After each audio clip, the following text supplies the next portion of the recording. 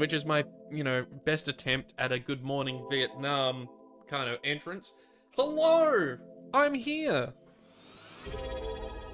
And Princess Kitty just subscribed for their 10th month, which is going to cause some issues because we need to put a timer on screen. Oh boy. Let me just see. Yep. I found it. I've still got it installed. Why is it not showing up though? Please, sir. Except it's not a Baldur's Gate 3 subathon. There it is up there. All right. So we're here for 24 hours. 24 hours, and now, thanks to Princess Kitty, 24 hours and 5 minutes. Now, while we're here and we're chatting, I'm just gonna make this like little clock thing look a little bit nicer. I think that's a good decision. You think that's all? You think that's all? What do you mean you think that's all?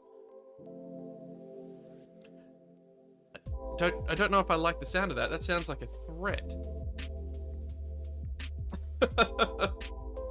I hope everybody is doing great, regardless of where they may or may not be. I am, surprisingly, very awake. More awake than I thought I would be. Surprise, surprise, surprise, I suppose. Welcome everyone to the 24-hour stream. Wait, did I read that right? Good Lord throws away script. Yeah, you're all nuts. I'm out of here. Enjoy the 24-hour stream. Thank you all so very much, Princess Kitty. There is our timer up on the top left. I would like to put a little box around it or something. We need to make it look more proper.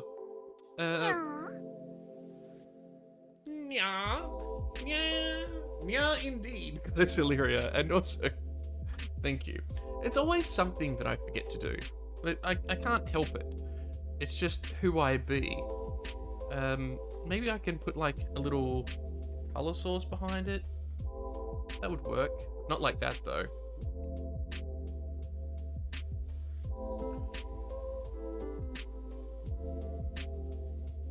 This has got out of hand very quickly. Yeah, I'm a professional. I know what's going on.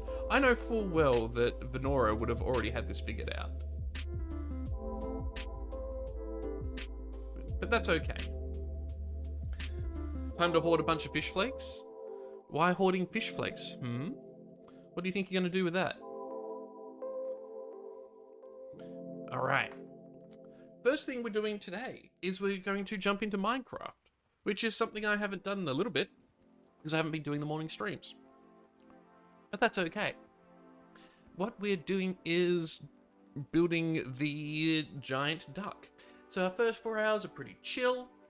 I have told a bunch of my friends that they can just jump in on stream with me at any point. So, it's entirely possible, if you're in Shalarissa's Minecraft server, that you can jump in and play alongside us.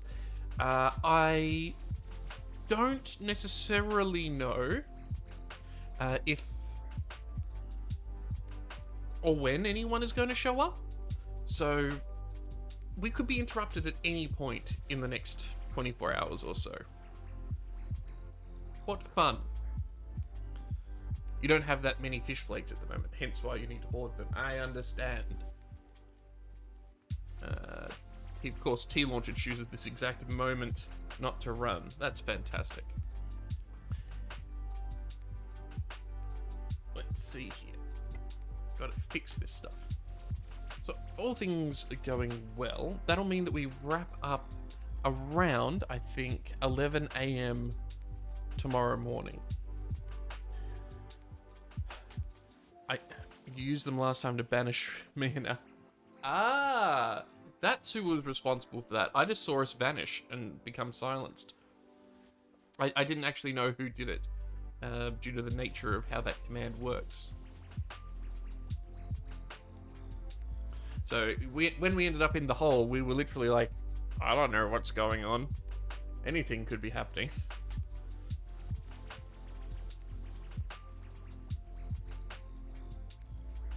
Okay, T-Launcher needs to update.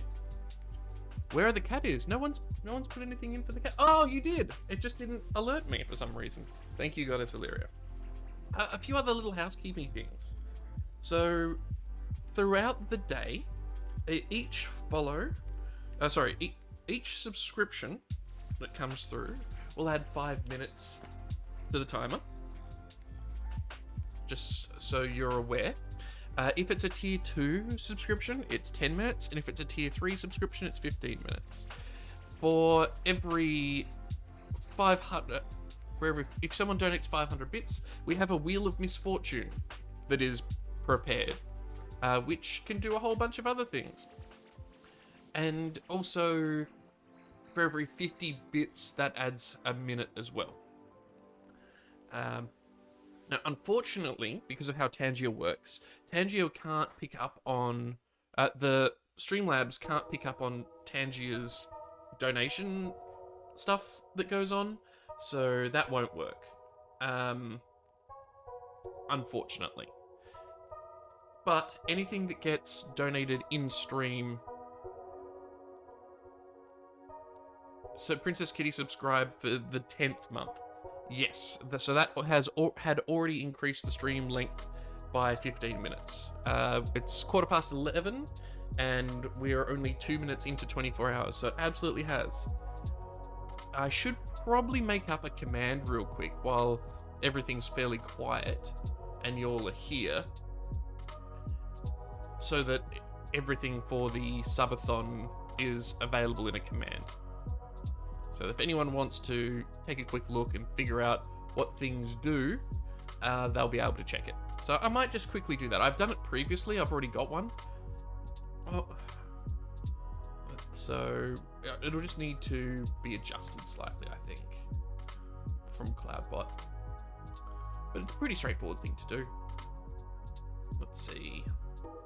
Subathon. Here we are. Okay.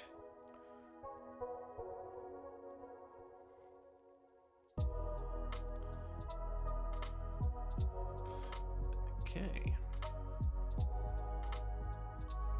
So the command is just !subathon. And we can take a look at what the Wheel of Misfortune is as well. Okay, so we'll just check and make sure that works, which I believe it does.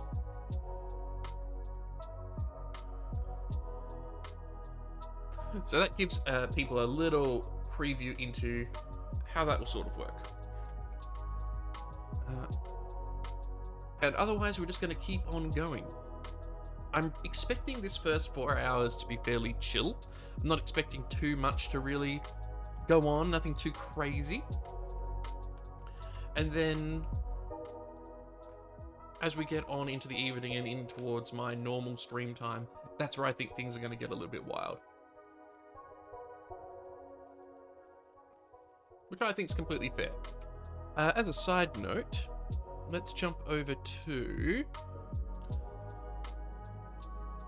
the live booth so I can show you this.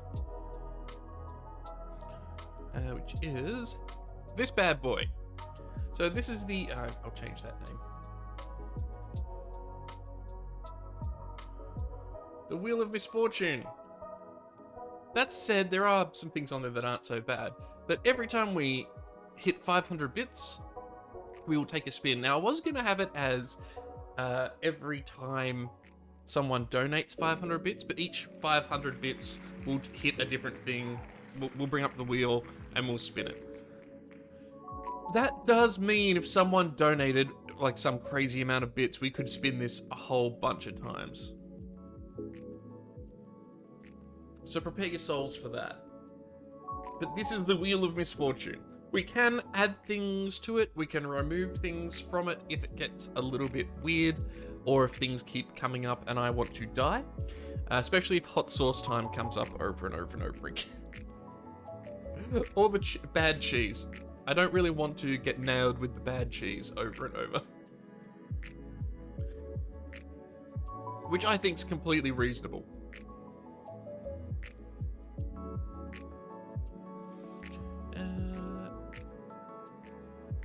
Okay. Well, with all that said and done, let us move over to our first title screen, which you all happily named this.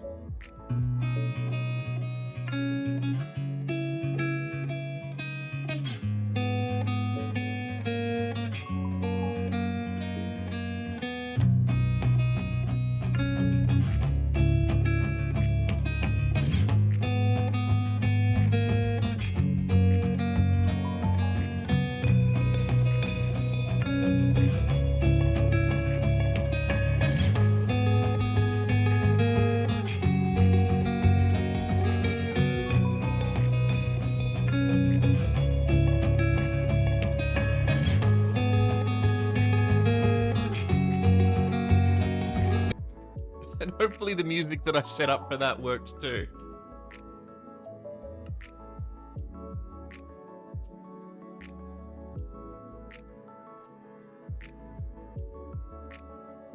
I'm certainly hoping.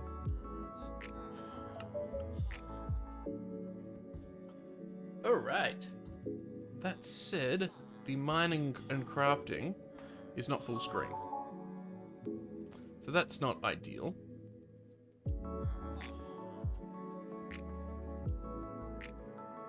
That's a little bit better. And we are here, working on the enormous duck, and we find ourselves high up in the air. May as well break my ankles. So the stream update should have gone through. So now, we get to work. Wah. Meow. Meow. Meow. A whole bunch going on here. Okay. What has changed? Okay, nothing seems to have changed too much. Although we have enough yellow to sink a battleship. Now, I've got a funny feeling this is the work of Goddess Illyria.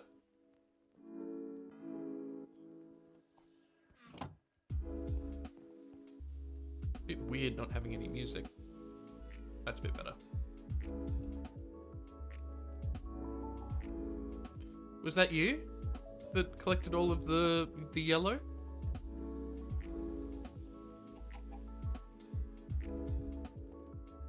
Someone did. I thought it was you.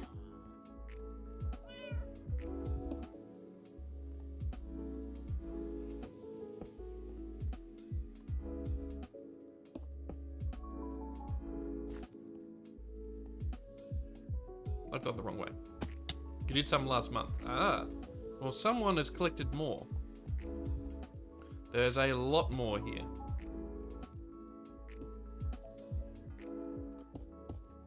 And I've really gone about this wrong. But realistically speaking, we kind of need a scaffold to get around, so it's not the worst. March 12th was the last time. Well, okay, you're all stuck outside. That's very funny. So, Duck Butt has gotten a little bit wonky. We need to fix the wonky butt. Let's see. We need to curve it in a little bit more. I remember when I was working on this last, that I was getting a little bit annoyed that I couldn't get the curve of the duck's ass correct.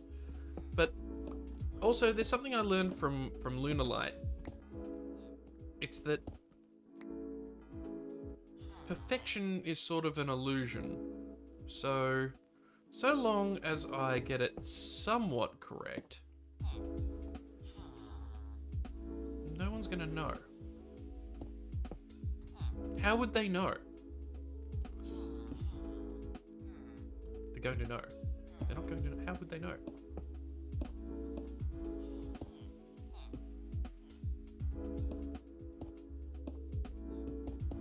Ah! Hashtag curve of the duck ass. As opposed to the curse of the duck ass, which is an entirely different thing. Going up.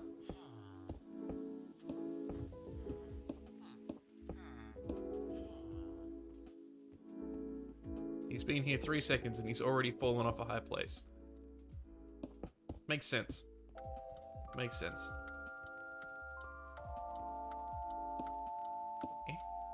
There we go.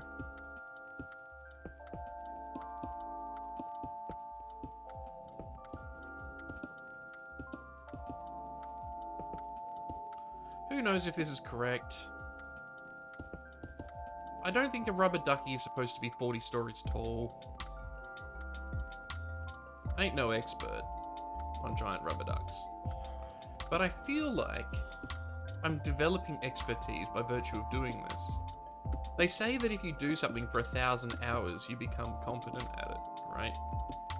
So if I've spent 1,000 hours building a giant duck ass, am I the world expert in giant duck asses? I'd like to think the answer is yes.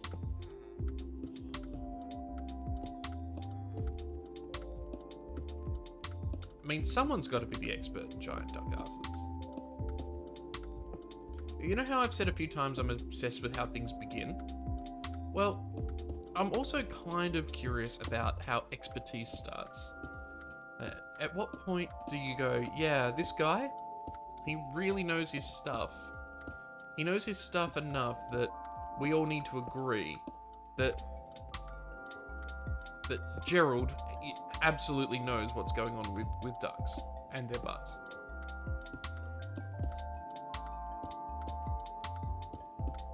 Right? Ultimately, like a group consensus becomes Gerald knows his duck asses. And once you've reached the point of Gerald and his duck asses, inevitably he monetizes it. Friggin' Gerald. Never liked him anyway. And thus politics is born.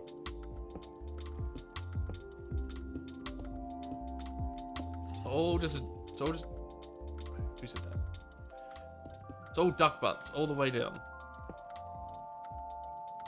Yeah, hashtag blame Gerald.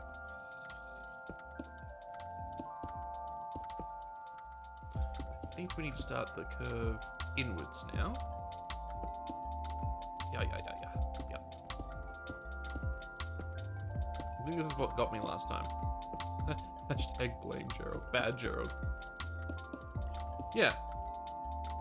I'm confident in saying that Gerald is at fault.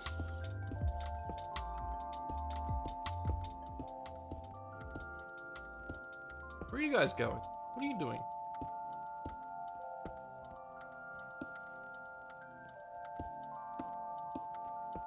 I mean, it works for the Witcher universe. You blame Geralt. Which is just Gerald with an extra letter, really. White-haired motherfucker.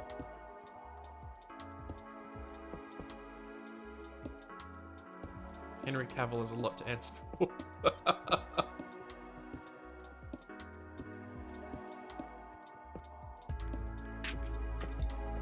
Okay, I'm very happy that so far had no major increases to the timer. I feel like if we can make it through the first hour,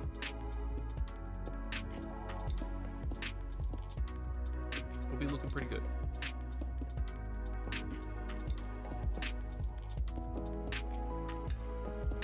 Oh, this is so peaceful compared to even Stardew. And this place is trying to eat me. Need to go up a bit further.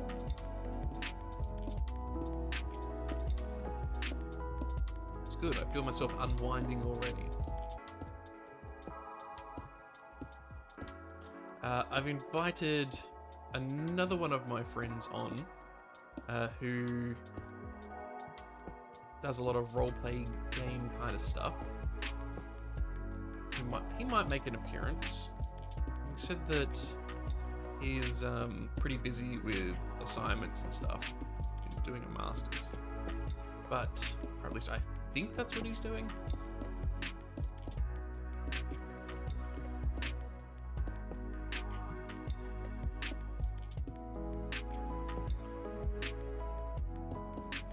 It's all a bit complicated. So it's possible that any one of the sections could just evolve into a role-playing game at some point. So if we end up playing Dungeons and Dragons, or the equivalent thereof, live on stream, I'm not in charge of that. That's not my fault.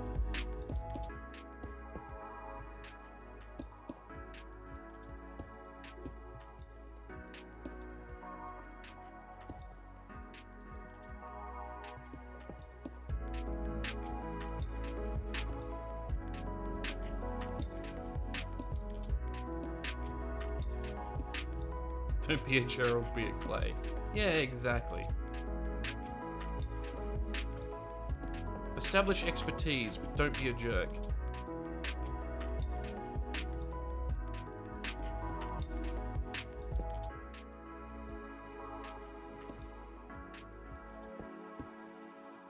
It all becomes very gatekeepy very quickly. One of the things I find really strange about many communities, you get this a lot with online communities everywhere, but there's an overemphasis of the complication of certain tasks. For example, take mead making. At the end of the day, what all mead making is you're making honey ferment. That's it. There's nothing else going on. Take honey, make honey ferment. Right? Now, you'd think that's pretty straightforward. You take your honey, you add some yeast, off you go. But according to a whole bunch of these people online, no, that's not it. If you want to make mead, it can't be like that. It can't be that easy.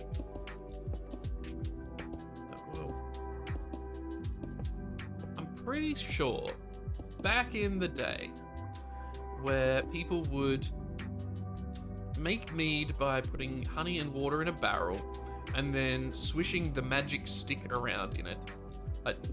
This is not an exaggeration, by the way. And then what comes out the other end would be alcoholic. And why would the magic stick work? Well, the magic stick works because the magic stick has yeast growing in it. Right? Why are we adding these extra complications to things? Oh, because, I mean, the argument is you can make a better product, right? Of course. There's always ways of doing things better. But one of my favorite mead tutorials is go and buy yourself a packet of baker's yeast from the supermarket, and then buy from the same supermarket a 2-litre bottle of spring water, non-chlorinated spring water, and then buy yourself 2 pounds of honey. Put honey into water, make sure to empty some water out first so it fits, and then voila, you add the yeast, and congratulations, you've got the start of mead. And at no point have you checked the specific gravity, have you done anything? Because you don't need to be super fancy to do something. People just think you do.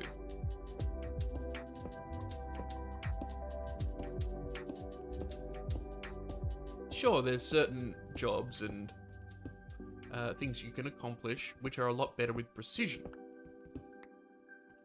But for most people, precision is kind of a lie.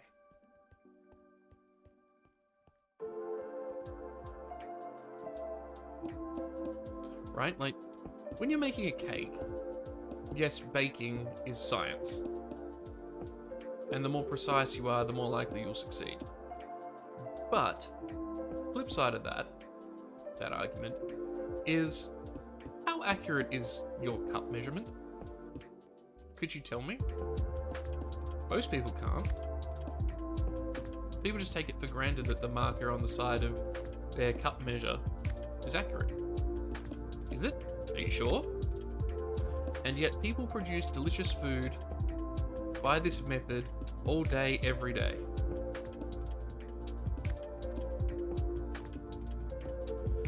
And yeah, you can jerk yourself off over how your cake is better than someone else's cake. But if you've made a cake that you like, people can go get bent.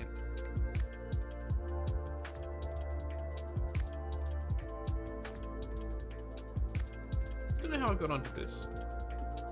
Duck expertise, that's right. There is no such thing. Ooh, I better turn the timer on. We don't have a timer on here. 1 second. That's not where I want to be.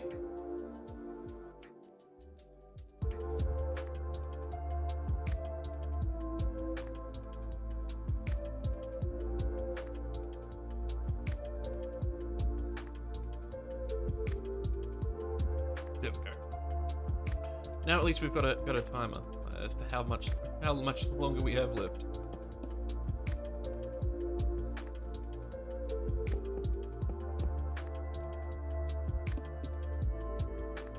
Of course, you know, like things like fabrication, where you're required to achieve certain tolerances, different story, granted.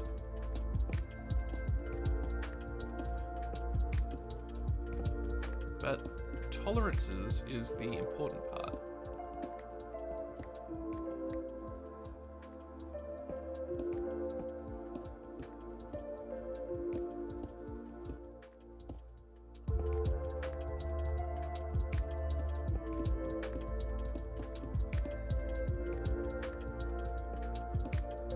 Everything has tolerances.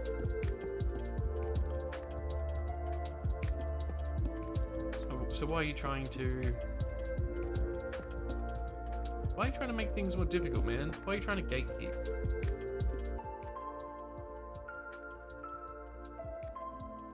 Don't get it. Maybe it's a self-importance thing, or the need to the human desire to always be doing things better than other people. And we've talked about how art suffers from this. It's like, oh, my art's not good enough. My art's not good enough compared to what, though? Right? What are we building? We're building an enormous rubber duck, Swalatos. A rubber duck the size... a rubber duck that encapsulates an entire town.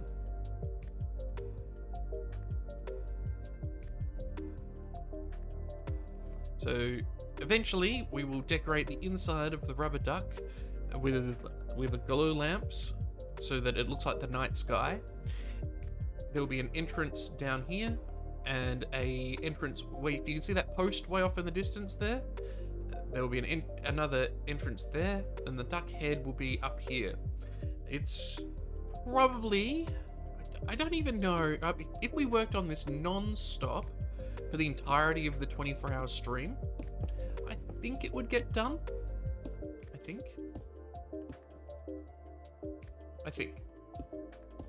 But we've got other things going on the 24-hour stream. Shelix Fontaine, thank you so much. Not British though, Australian, but you know, near enough. Thank you so much for the follow.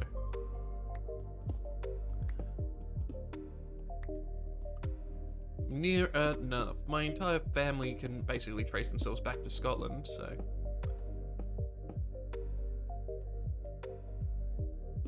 And what are Australians really, except for Brits who committed crimes? Close enough, exactly. We're really high up now. Okay, let me give you an idea of how big we're talking.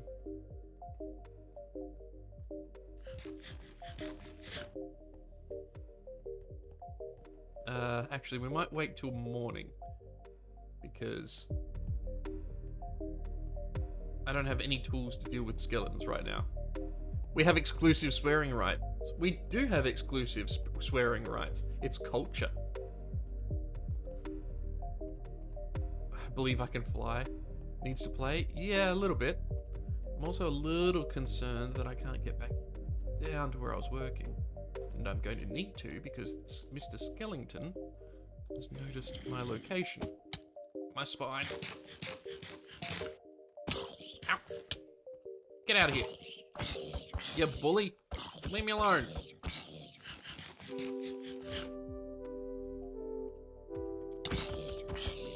Yeah, that's what I thought.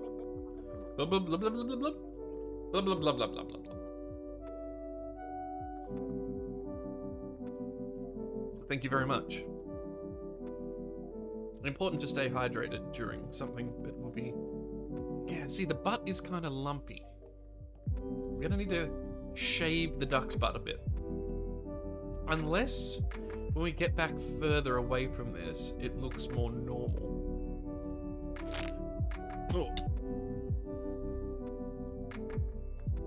Thank you very much.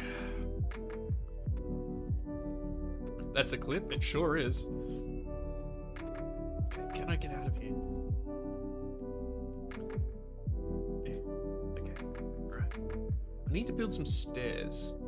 I don't have anything that... Yep, that makes sense.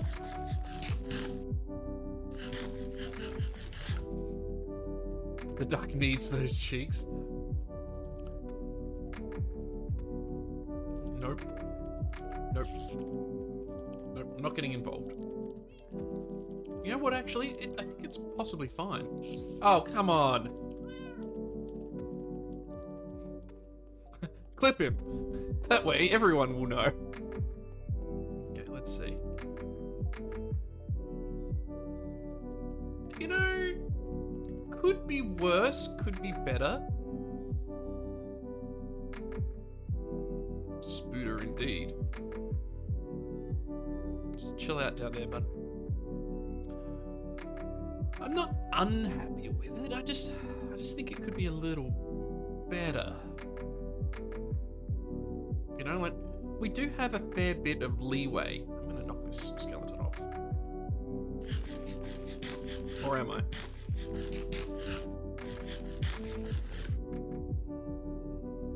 No, it's not what. No. Did I wireframe the build? I did not, no. The entire build is just off the top of my head. But if we come around this way, I mean, that side is all hilly. So it's... Yeah, we're pixel arting this bad boy. If we come around this side is basically perfect. Right, it's the nice rounded shape. Well, part of the challenge was not wireframing it at all. See, now this worked out perfectly. Perfectly. Absolutely not. So we just need to replicate this again on the next corner and we're fine. Yeah, I'm deliberately making it harder for myself, Jalix. There's much easier ways to pull all of this off. But the dome on the inside is about perfect. Yeah, we're gonna put some water all the way around it. Maybe get some glass together to make some soap bubbles even. Really gotta sell it.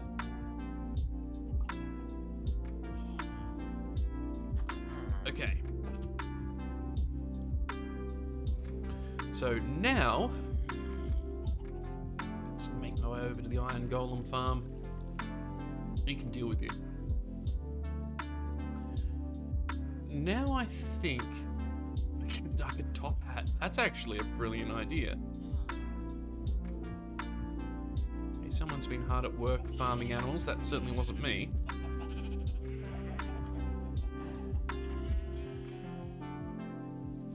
This is... Okay, I am ashamed of what we're about to walk over to. This is the worst collection of boxes.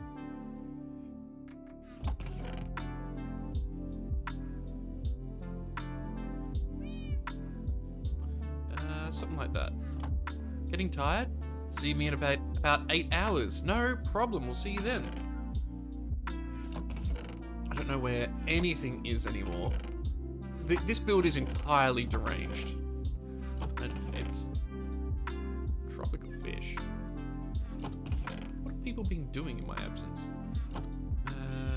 Dirt box. Yellow. Food. Heck yes. Oh, someone put cookies in. Do I not have armor? Well, mostly I die from falling at this point. So... the need for armor is pretty light. I could run off to one of the other bases that are around and try and get some enchanted armor, or try and get some wings, do some of the other things, but I'm kind of enjoying the high stakes that come from if I die, I die. Yeah, featherfall boots, just something. But, you know what? Falling and dying is funny, so I'm happy to keep doing it.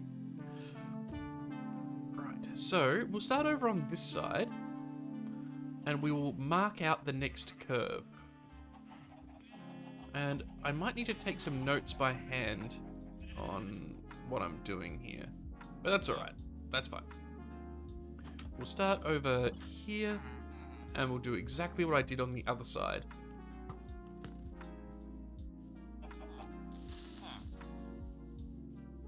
Don't eat the duck's cookies. Well, if the duck didn't want me to eat them, why would they be here?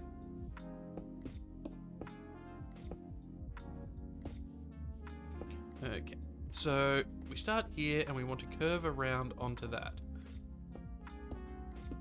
Thankfully, I've already semi-marked this out.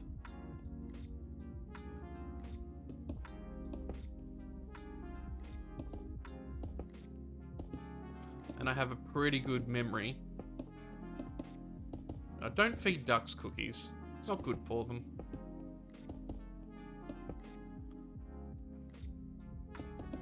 Ducks need... If we're going to be feeding ducks, we need to be giving them raw peas. Or like... corn. Proper seeds.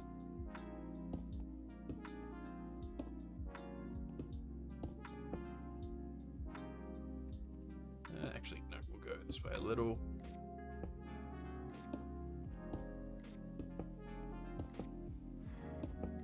Because this is just the base, so that we can...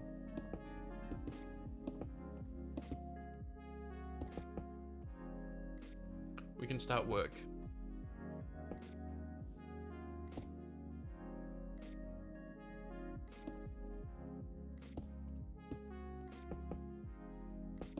And I like adjusting it after the fact as well.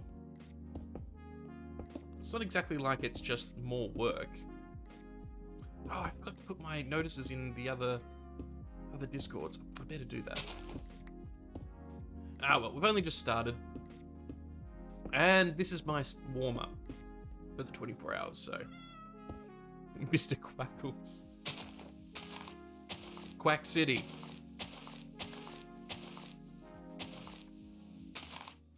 Boop, boop, boop. I'm gonna be punching dirt for a bit. Left my shovels behind.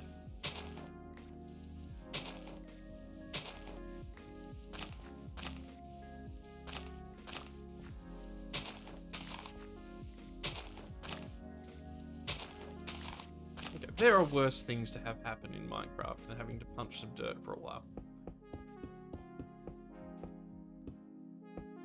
Okay. Now I think we'll just get a little bit of height. Take a look at it.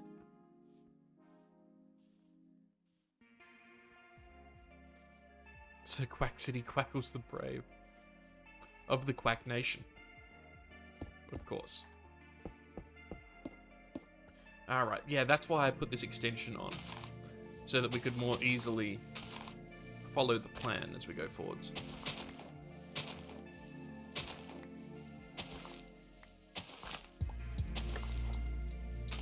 Everything changed the day the Quack Nation attacked.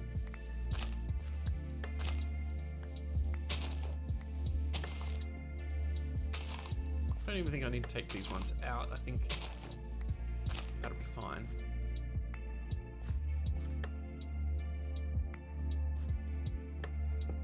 Hello. Hello, who have we got?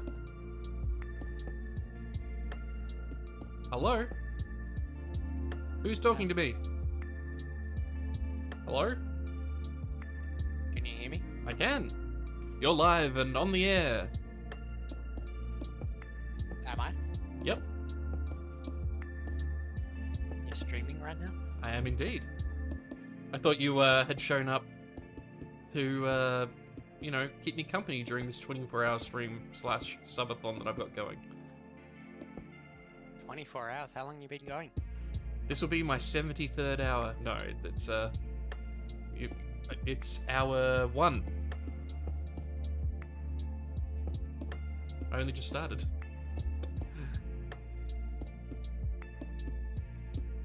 You would sub if you could. Oh, thanks, Jux.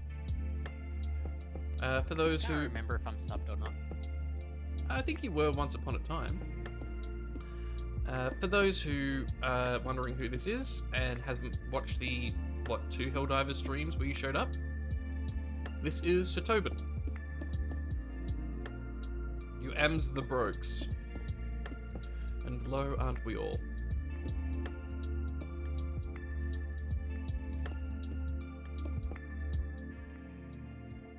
There we are.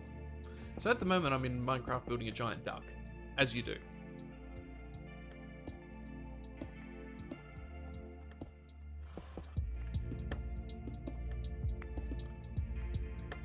$69 years ago? In today's economy, yes. Fuck today's economy.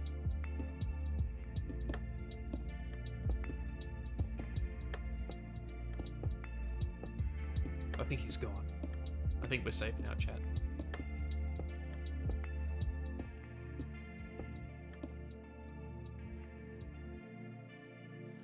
He's in fact not gone. Anarchy and ducks. Well, I mean, you're not far wrong. Learning how to maintain animals, so learning your animal husbandry can certainly help. Ducks are very easy to look after.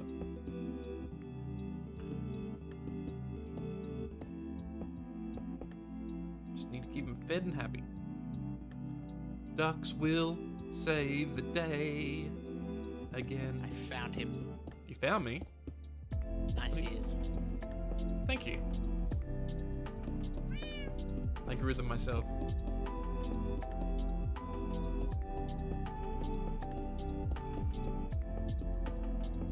So, what leads you to join me this early? Comparatively speaking. It's midday. I'm not gonna get... I was working all day and I have nothing else to do. Ah. Do you want to help me build a giant duck? I don't know if I'm still on Minecraft. Oh. Well, you're in my Discord, right? Observe Admire, hello. I don't think I am in your Discord.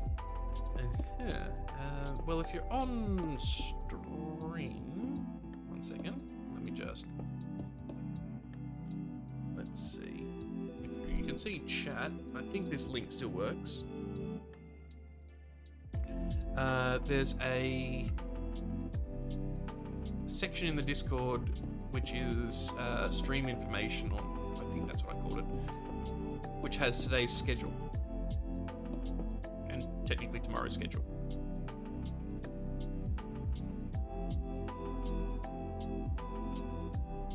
But the company is very welcome.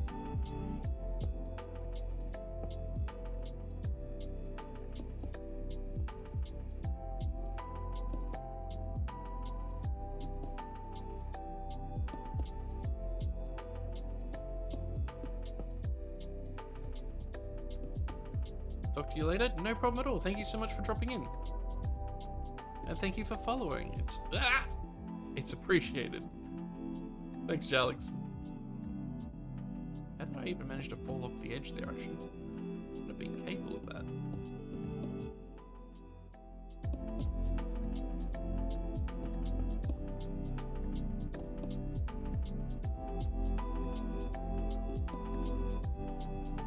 There we go.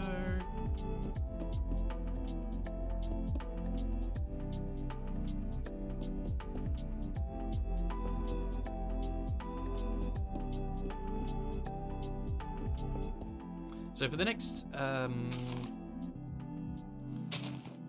yeah, 3 hours-ish, we'll be in Minecraft. And then after that, we're playing some Magic.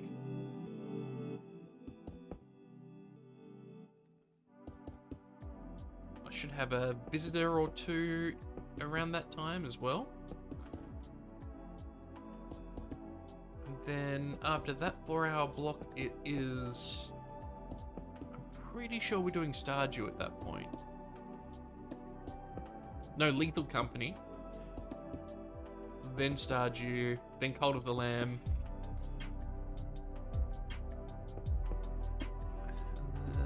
Then...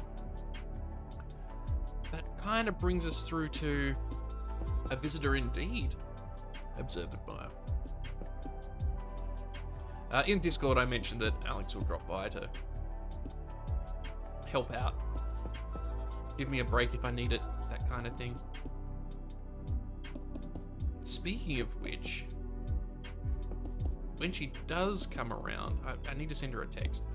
Are there any animals you guys would like to see?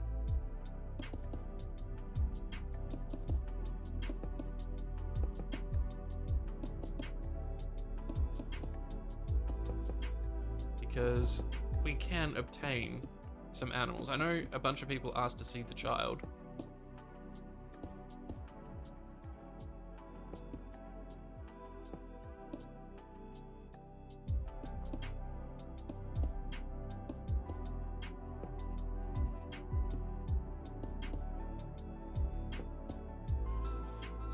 Okay. I feel like this is a much better curve than the curve we did over in that other corner. I might just do that. Oh, he's hell diving.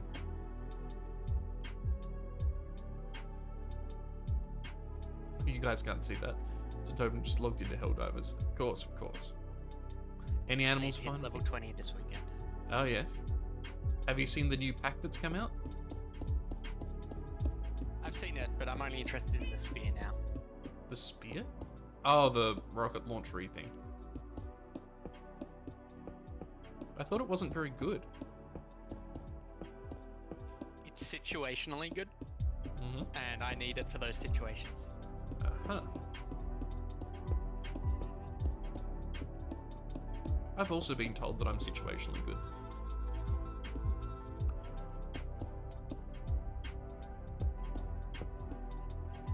Nah, you're good all the time.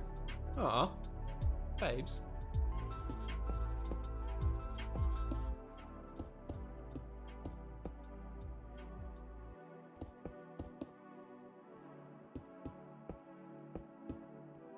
Ugh. Except for when I fall off things.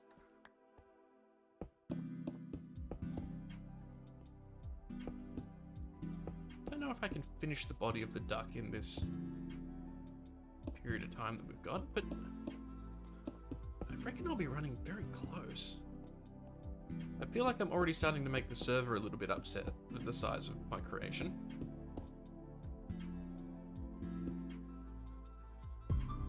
Which is always a good feeling. That's nice RAM you've got there. It'd be a shame if something was to happen to it.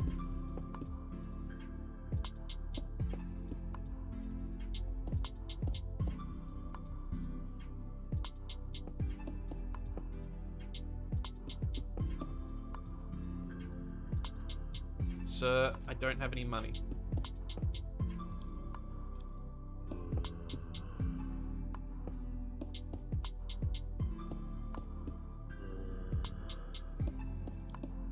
Oops.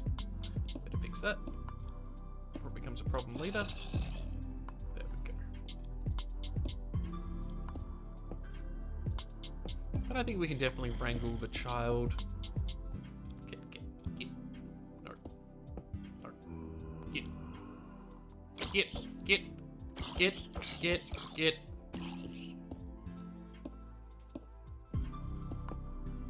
There.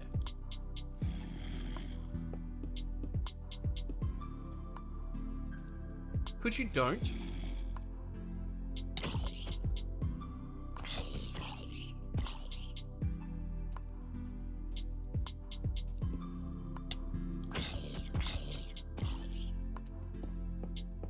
There. Bugger up.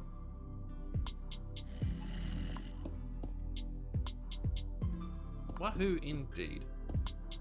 The child is the most charismatic bird.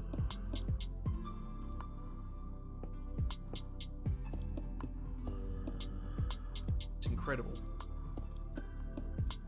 And she's so pleasant to be around. Very polite.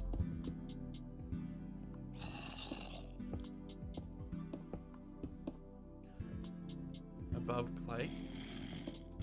What? Above me? Like, is she better than me? Absolutely. Is that what you're trying to say?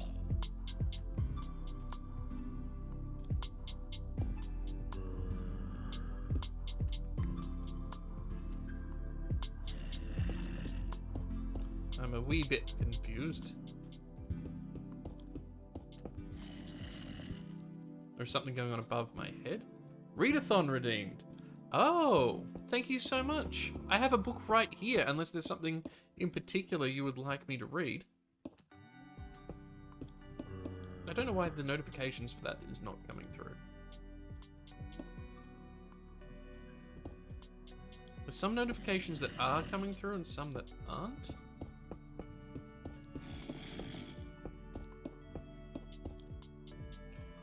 Dost thou have any preferences?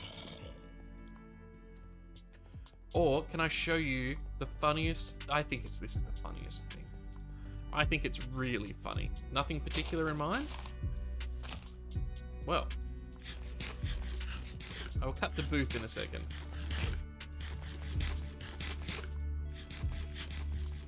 Once I fill my mouth with cookies.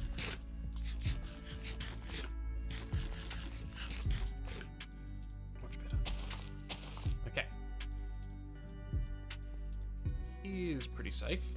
Okay, let me cut to the booth real quick. Alright, so I was at a op shop the other day with someone we all may know, and they had a bunch of books out the front that were free. And Ursula Le Guin. The F is for free, but it's Ursula Le Guin's Tales from Earthsea. So, if you're up for it, we can read some Ursula Le Guin.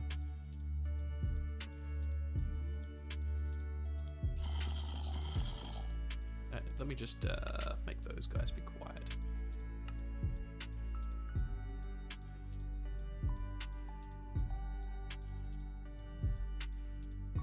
I think Ursula Le Guin sounds fantastic. I've got the ears going and everything. So it's Tales from Earthsea, which... Whoa, mega blown out. Hopefully that's a little bit better. The green screen's doing its thing, but that's okay. I'm up to chapter 2, but the thing is, she can't be funnier than Pratchett. No, she's not a funny writer. She has her moments, but it's a serious bit of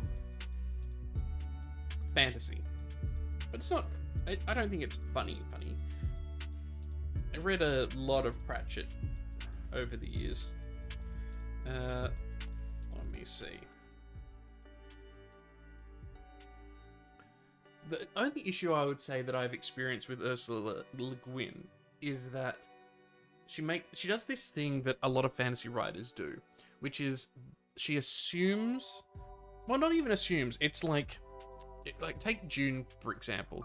In June, they start dumping a lot of things on you, where it's like, yes, this word, that word, these words that mean things in the universe. But because you're not in the universe, you don't know the words, so you've got to kind of learn the lexicon of the world. And it's a very old-fashioned way of kind of doing it. There's easier ways to introduce the reader to concepts that exist in universe. Some authors are really bad for it, like Brandon Sanderson. I think it's Sanderson. Just dumps stuff on the reader. Whereas Terry Pratchett, on the other hand, at least has the good grace of introducing concepts to you. But it's neat because the chapters tend to start with a little bit of poetry and then go on into different elements. So that's good. It's also pretty clear to me that, and maybe I'm wrong, but it looks an awful lot like her maps are made using the spilled rice method. But Ursula Le Guin has been around for a very long time. But you can see, if someone had spilled rice on a piece of paper, how that would form this. Have I read Witches Abroad? I have. You have to do this one? You have to do what one? We're about to start reading Princess Kitty. What are you doing?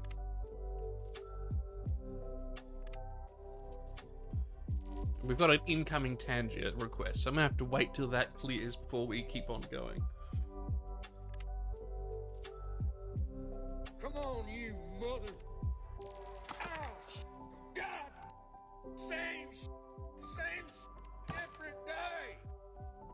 Thank you, Princess Kitty. Don't know why the Tangier overlay is hidden. Let me just fix that. Same stuff, different day. Well, here we go.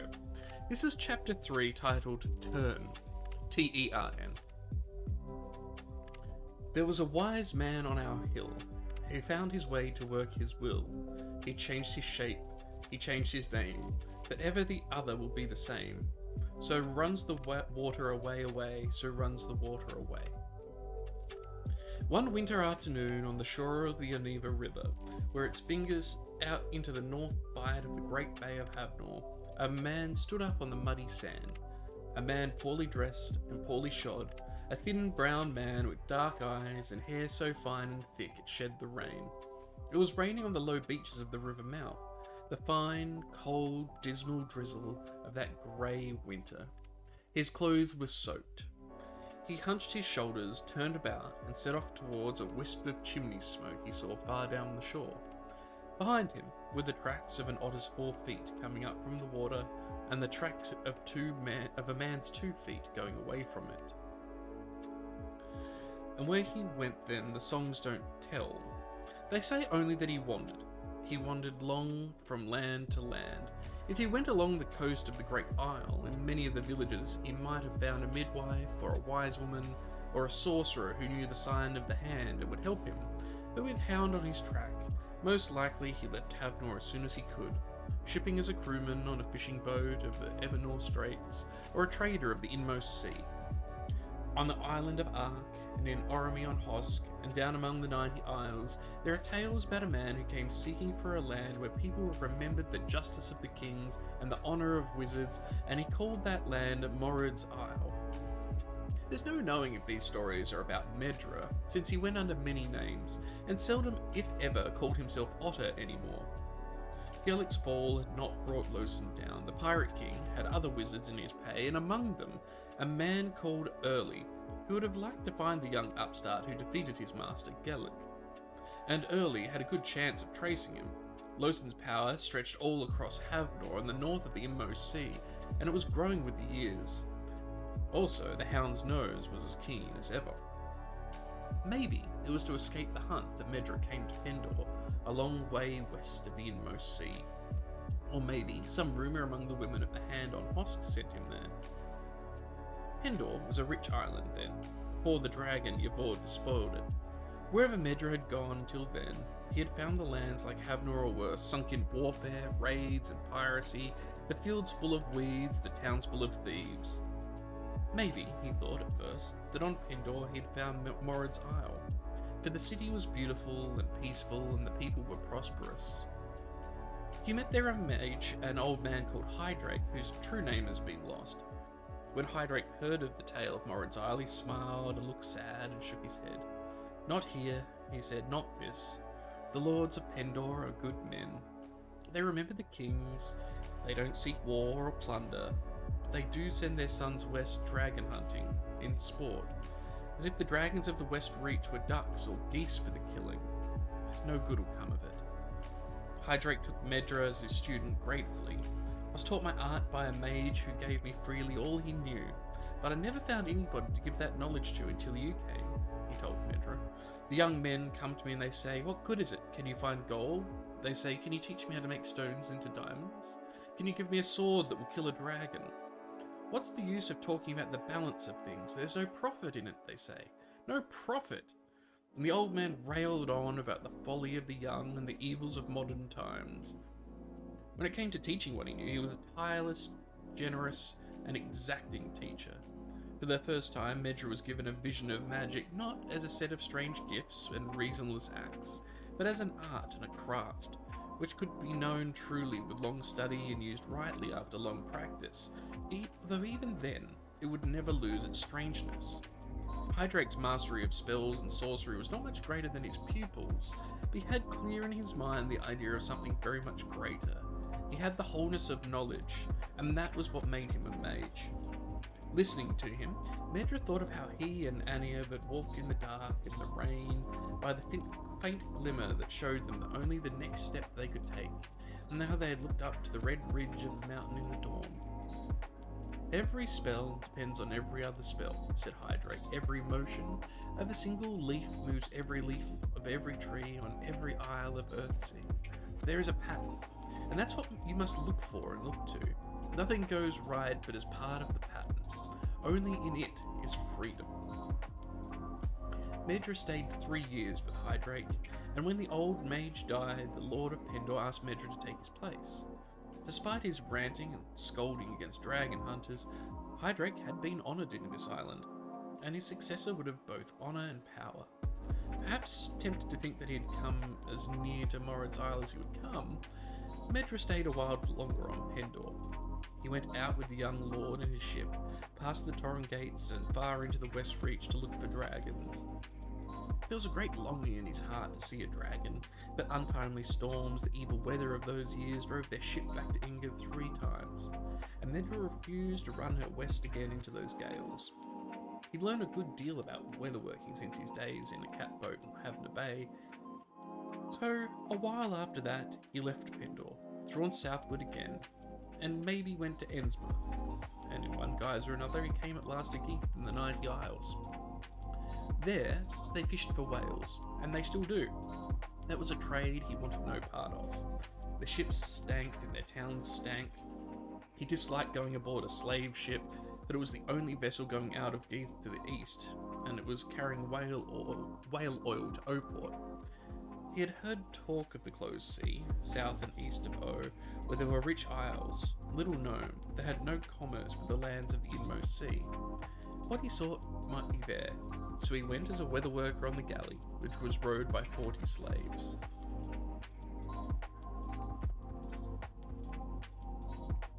That sets us at page 52.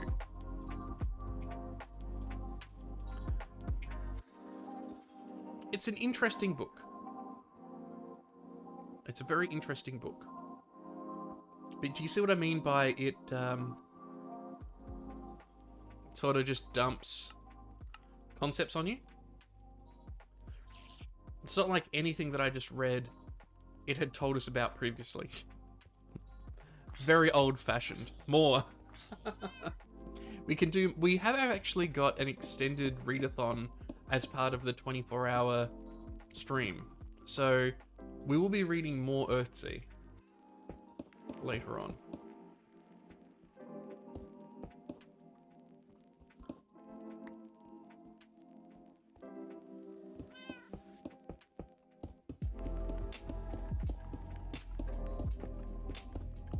We'll get a little bit further along, and I'll tell you what, if we get up to about here, I'll read a little bit more for us. Just for fun.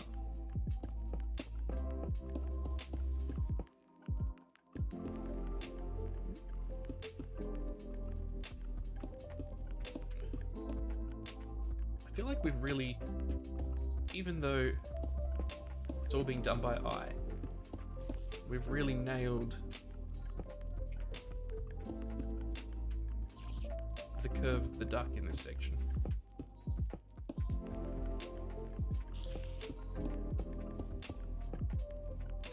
Same shit, different day. Damn it.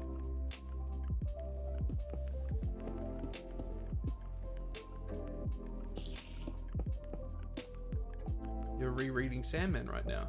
Sandman's very good. I like Sandman. I met Neil Gaiman and his wife in Hobart a couple of years ago.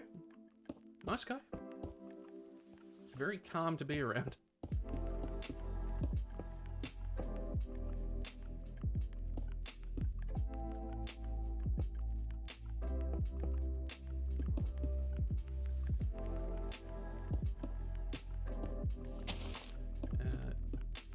It was just after Amanda Palmer, his wife, got in trouble for standing.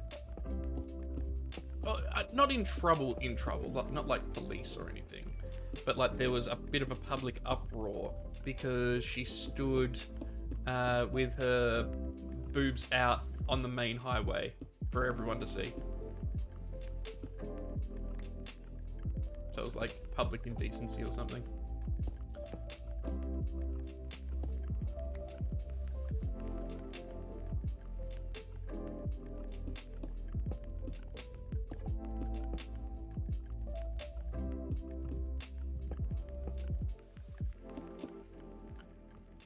It was also random too. It wasn't like it's like wasn't at a book signing or anything. It was just like, oh shit, you're Neil. How very Amanda, indeed.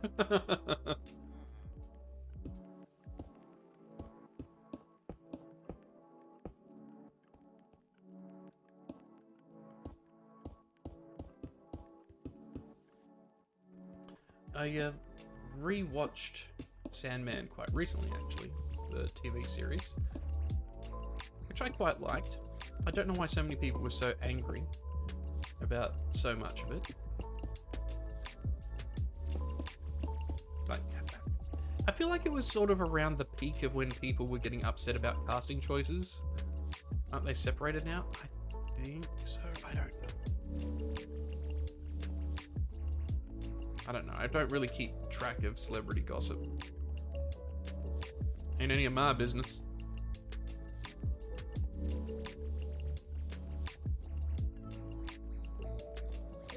Could very well be.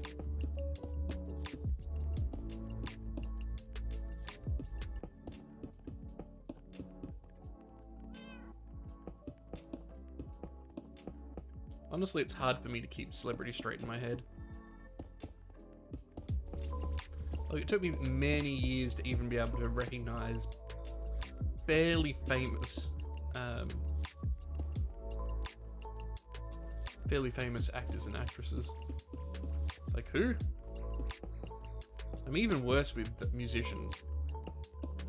Like, some people have a great memory for that kind of thing, and I just don't. Instead of around the world, it's around the duck. Around the duck.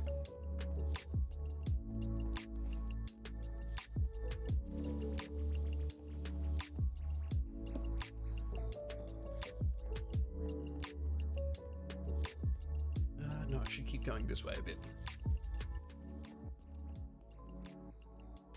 lest I forget what I'm doing.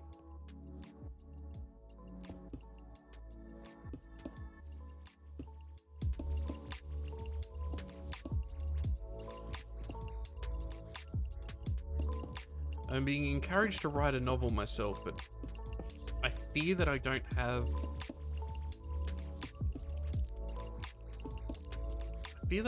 the right level of concentration to stick with it.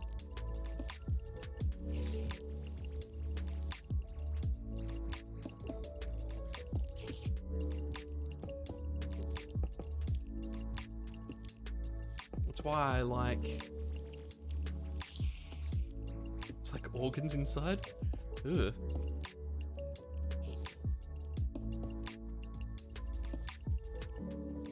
I mean, you're right, but also, ugh.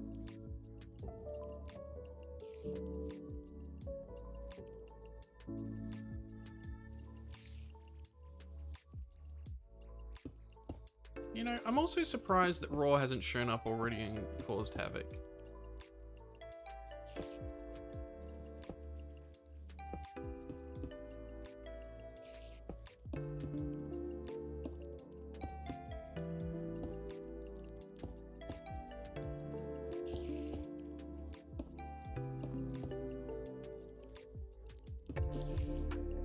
Talks a big game and then doesn't show up. Rude.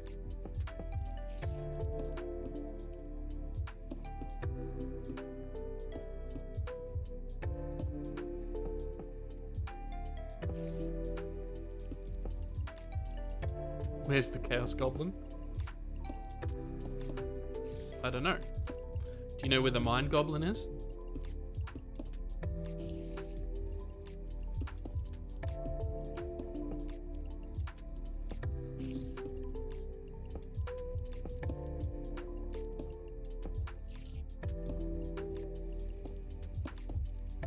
No one's gonna take the bait? All right.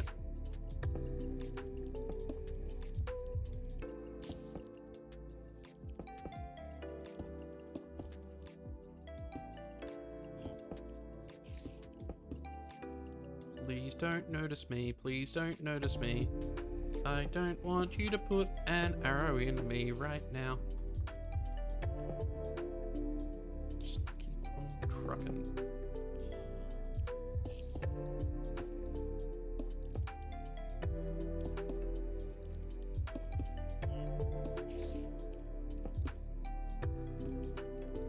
I mean, I know it's the wrong time of day from all of our European friends. Generally speaking. There are a couple that are braving the strange hours.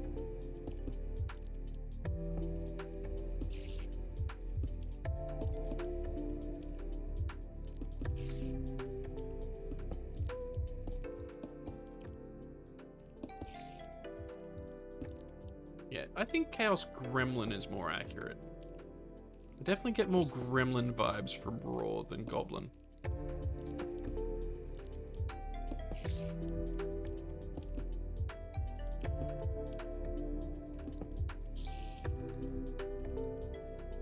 Haha!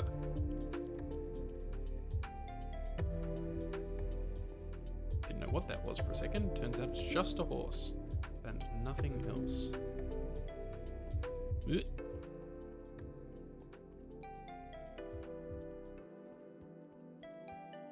All right, we're in hour 2.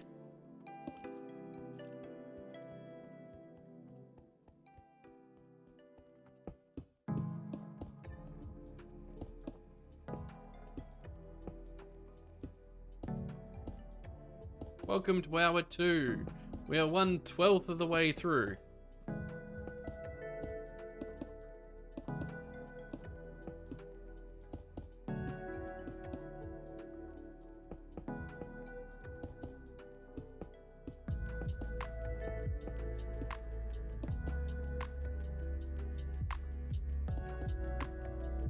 Oh yeah, that'll be hilarious. But also, sort of completely understandable somehow. Summon the Roar. Turns out has been here the entire time.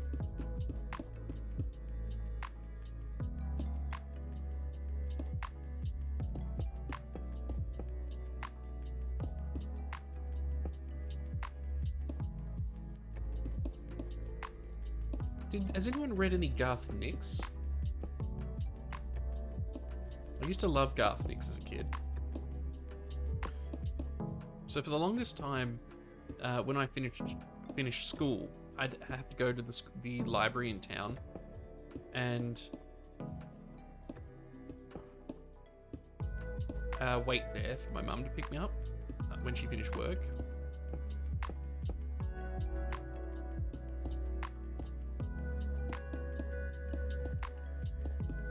And of course, being a kid that is in a library and bored,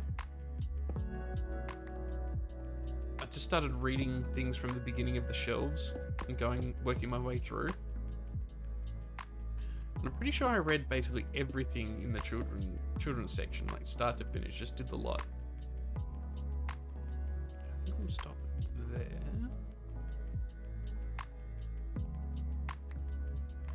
Unless I can get myself to some water.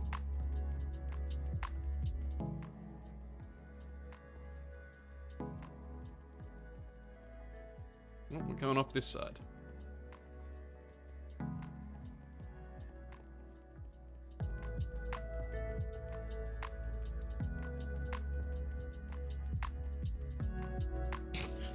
Better munch some kitties. Munch some kitties? Munch some cookies. Sorry, I read your username while I was trying to speak. Rest assured, Princess Kitty, I'm not munching you anytime soon.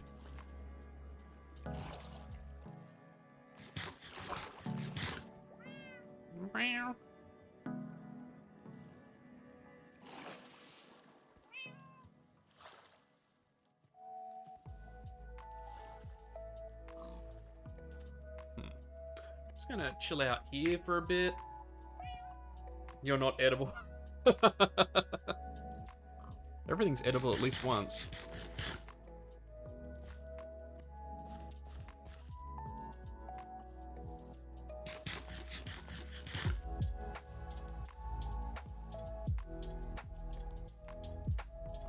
It's starting to get very real. Oh, we missed a spot. Yeah. Yeah. Arturus Scour redeemed. Yeah, thank you, Arturus.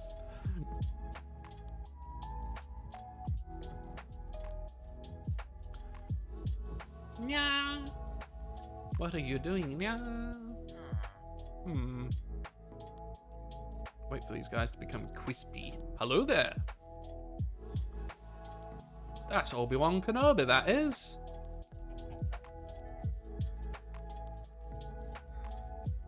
Yeah.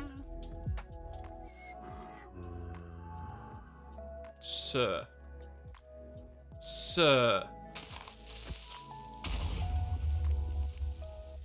Very good.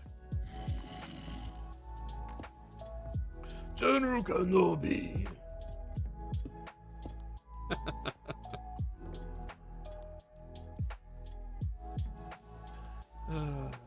You are a bold one. Or, you're playing Minecraft right now. Right now. Ooh, woo. We are constructing the duckums.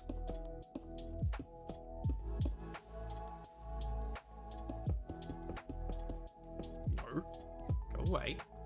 Yeah, pretty good. Great.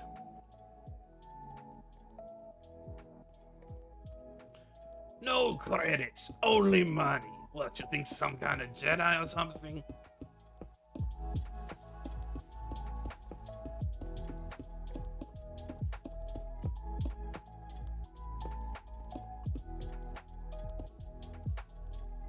Am I enjoying it or nah? I am really enjoying it.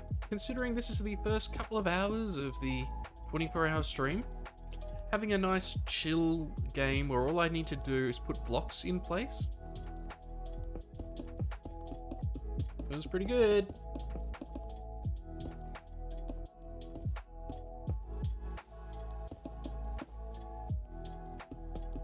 Where the only thing I need to worry about is falling off an object. It's hardly Dark Souls.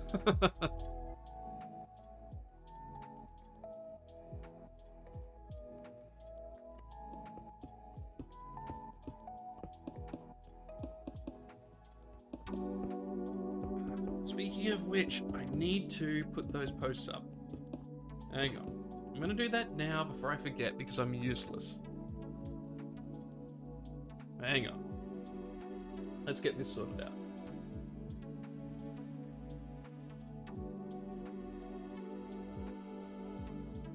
Okay.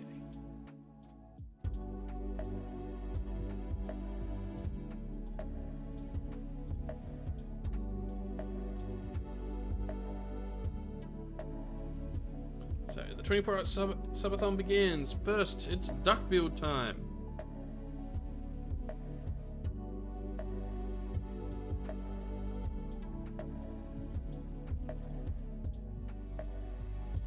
Venora is so much better at this than me. Holy moly.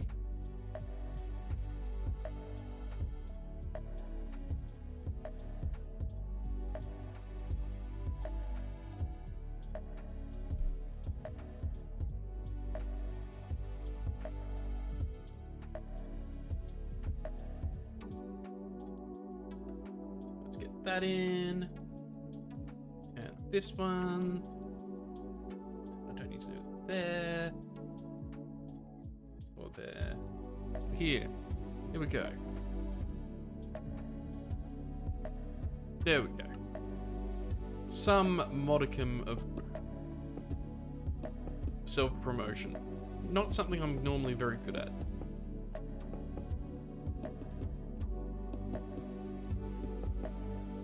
Okay. How much higher do I need to go? I only need to get up to there, and then we can do another section of Tales from Earthsea.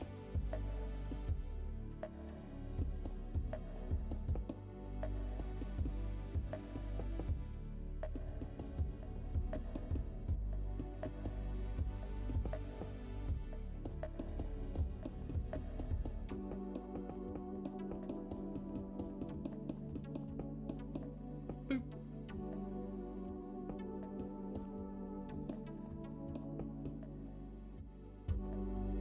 I feel like running these straight lines backwards is the safest bet.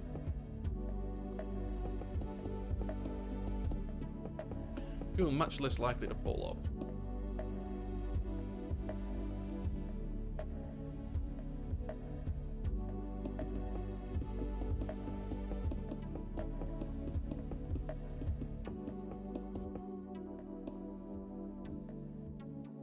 No, we did it. Nice.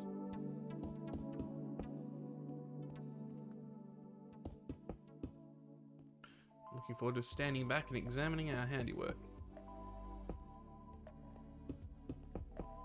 The duck must flow. My legs.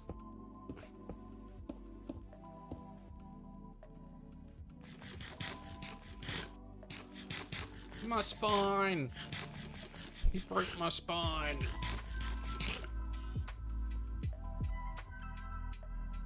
Don't like that guy down there.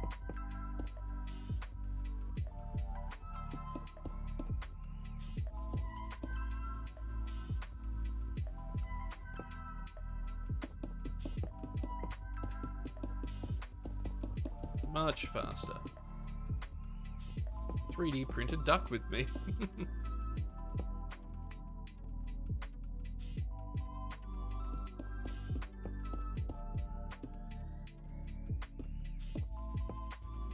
Okay, we are out. So at this point, I may as well run back and grab some more yellow, and we'll read some more Tales from Earthsea. Just maybe another 3 or 4 pages. Then we'll do a bit more. Whee!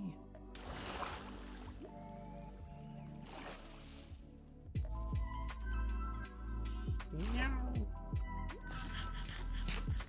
I've never tried eating a biscuit underwater, but I can't imagine it's a very pleasant experience.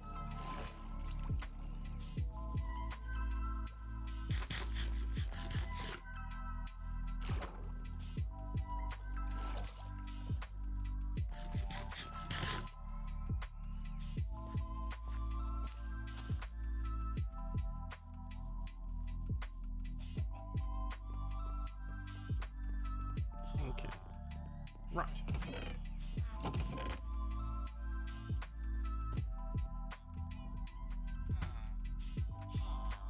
It's amazing how quickly we churn through yellow terracotta. Like, that chest is now empty. Empty. Okay, that's good. We still got some. Alright. Observe, admire. Let's have a little bit more, shall we?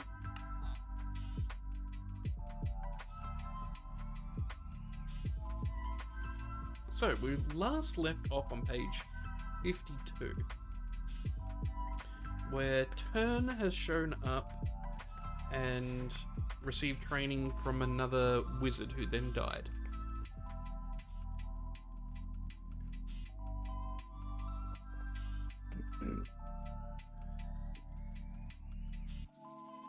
The weather was fair for once. A following wind, a blue sky lively with little white clouds, with the mild sunlight of late spring. They made good way from Geith. Late in the afternoon, he heard the master say to the helmsman, "Keep her south tonight so we don't raise roke." He'd not heard of that island and asked, "What's there?" "Death and desolation," said the ship's master. He was a short man with small, sad, knowing eyes like a whale's. "War?" "Years back. Plague, black sorcery. The waters all around it are cursed." "Worms," said the helmsman, the helpmaster's brother. "Catch fish anywhere near Roke, you'll find them thick with worms as a dead dog on a dunghill." "Do people still live there?" Medra asked, and the master said witches, while his brother said worm eaters. There were many such isles in the archipelago, made barren and desolate by rival wizards' blights and curses.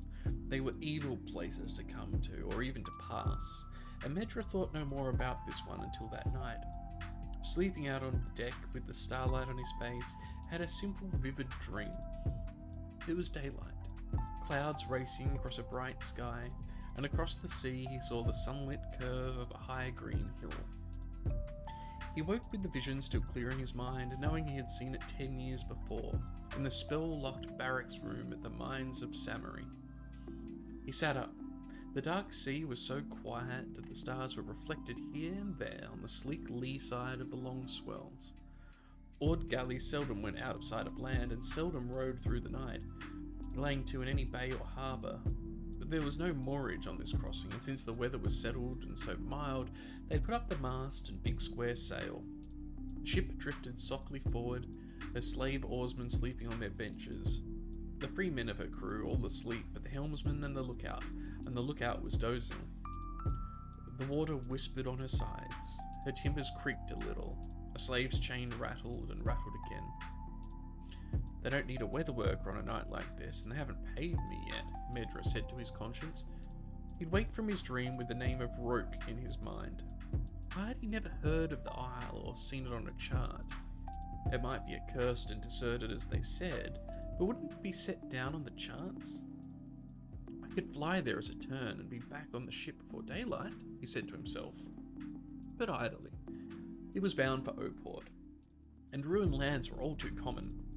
No need to fly to seek them. He made himself comfortable in his coil of cable and watched the stars. Looking west, he saw the 4 bright stars of the forge low over the sea. They were a little blurred, and as he watched them, they blinked out one by one. The faintest little sighing tremor ran over the slow, smooth swells. "Master," Medra said afoot, "wake up." "What now?" "A witch wind is coming. Following, get the sail down." No wind stirred. The air was soft. The big sail hung slack. Only the western stars faded and vanished in a silent blackness that rose slowly higher. The master looked at that. "Witch wind, you say?" he asked, reluctant. Crafty men used weather as a weapon, sending hail to blight an enemy's crops, or a gale to sink his ships, and such storms were freakish and wild, and they might blow on far past the place they'd been sent, troubling harvesters or sailors 100 miles away. "Get the sail down," Medra said peremptory. The master yawned and cursed and began to shout commands. The crewmen got up slowly and slowly began to take the awkward sails in, and the oarmaster, after asking several questions of the master and Medra, began to roar at the slaves and stride amongst them, rousing them right and left with his knotted rope. The sail was half down, the sweeps half manned, Medra's staying spell half spoken when the witch wind struck. It struck with one huge thunderclap. Out of sudden utter blackness and wild rain, the ship pitched like a horse rearing and then rolled so hard and far that the mast broke loose from its footing, though the stays held. The sail struck the water, filled and pulled the galley right over, the great sweeps sliding in their oarlocks, the chained slaves struggling and shouting on their benches, barrels of oil breaking loose and thundering over one another, pulled her over and held her over the deck vertical to the sea, till a huge storm wave struck and swamped her and she sank. All the shouting and screaming of men's voices was suddenly silent. There was no noise but the roar of the rain on the sea, lessening as the freak wind passed on eastward. And through it, one white seabird beat its wings up from the black water and flew, frail and desperate, to the north.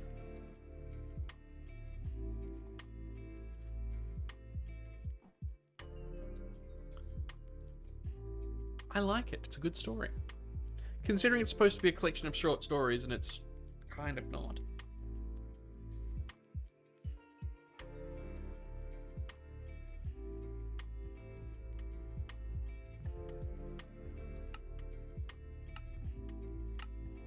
He became bird.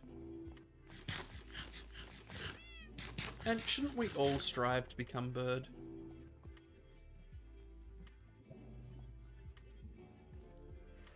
Gentlemen?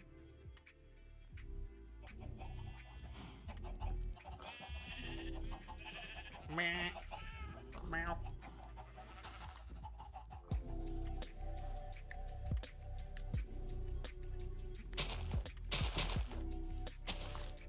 I was putting off reading Tales from Earthsea for a long time because I was sort of... Okay, I know I've talked about this before, but if there's one way to get me to never do something, tell me that I must do it, right? It's like, no, I will not. You can't make me.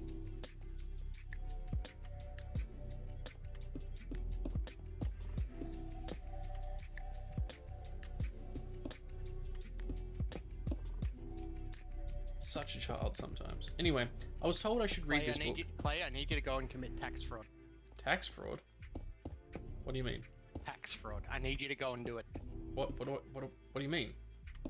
You said you won't do anything if you're told to do it. You must explicitly go and commit tax fraud. Okay.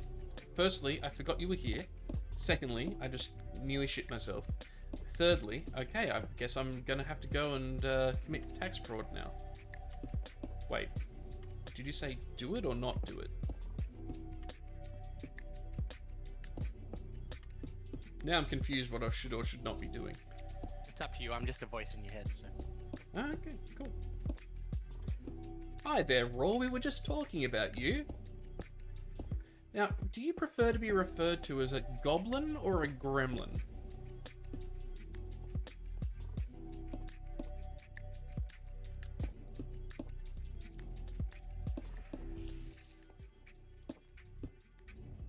Gearworks? No, that's not Gearworks. That's Satoban. Katoban. Satoban. Kataban. I've heard Toby before. Toby? This is Toby.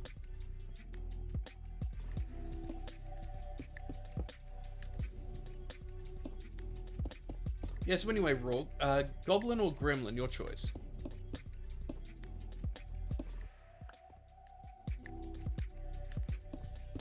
You know nothing about the two... What do you mean you know nothing about the two names I just mentioned? We've had full conversations about this, Raw.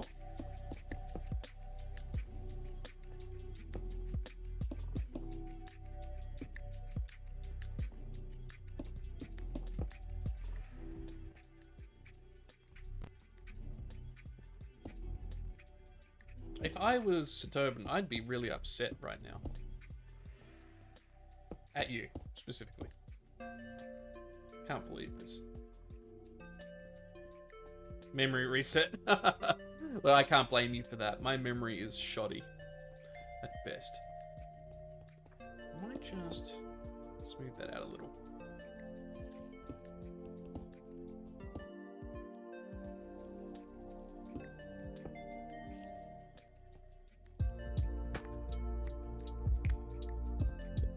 That looks a little better. But, Raw, you haven't answered my question. My very important question. Which is, do you prefer to be called a goblin or a gremlin?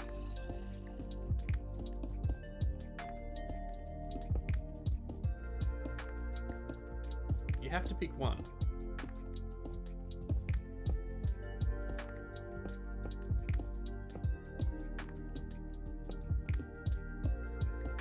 Because I think Princess Kitty said that you're a chaos goblin. You're Googling? Oh, okay. Princess Kitty said you're a goblin, but I think you're a gremlin. I think gremlin's a little bit cuter than goblin.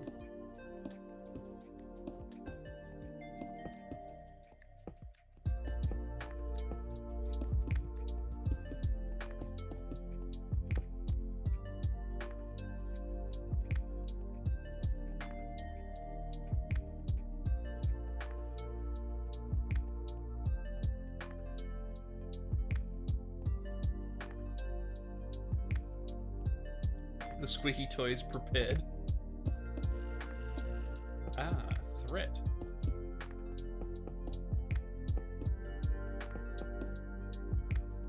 I like it.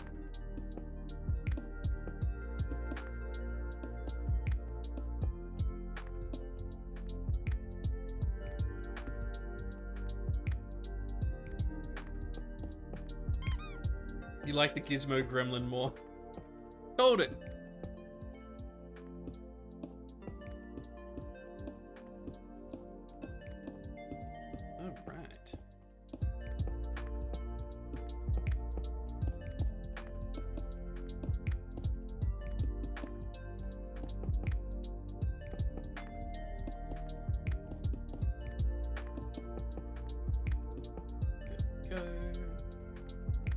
Look how much we've done, Raw. Hammer is always ready. But you don't have a hammer in this chat. You don't have a band hammer.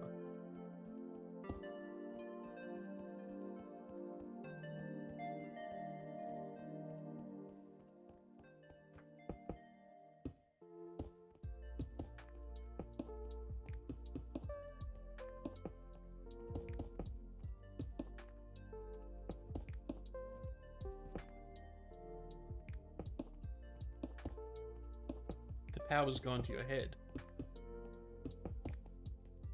Venora's channel has given you too much.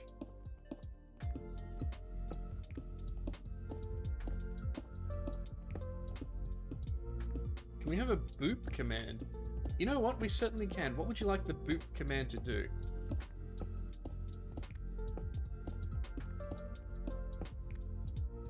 We've got 24 hours together. I can just add commands in now as we're chilling. It's not like I'm on a schedule or anything. Except I kind of am, but I'm not. So what does the boop command do?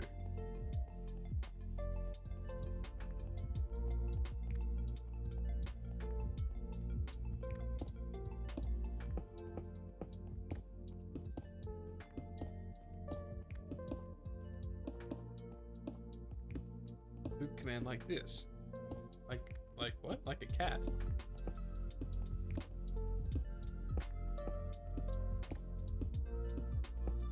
Now give me an example of what the text should say.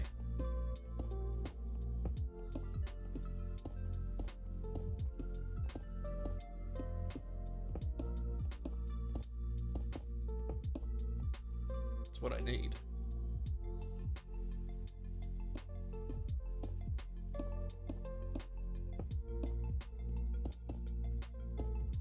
Then I can figure out how to program it into the bot.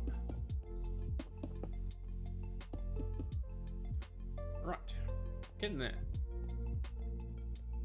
Duck City, Duck City, bitch. Duck City, bitch. Duck City, bitch.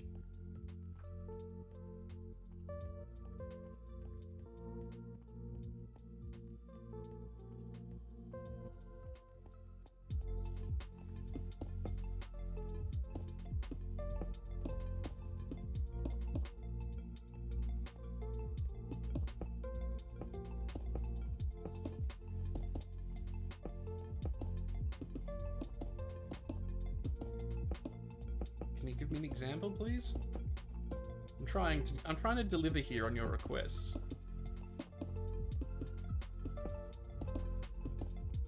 Quack. Quack. Raw booped Princess Kitty with a whatever you choose. Ah, I see. I think that can be done. I mean, it'd be with a pool noodle.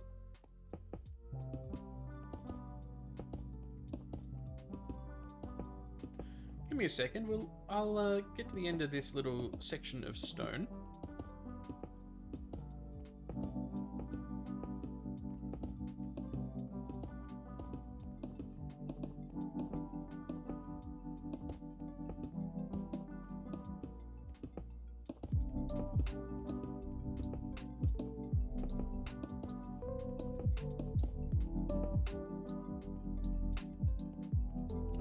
Take a look.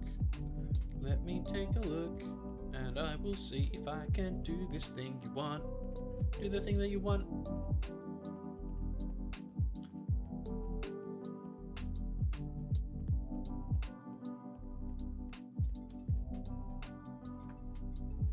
Okay, so we still go uppies.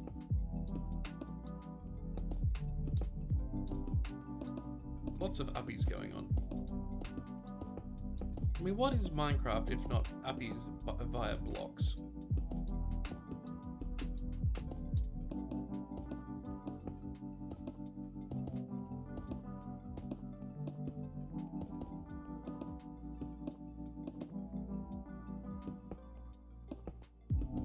Yeah, we all know what Raw likes to do. Boop things and gamble.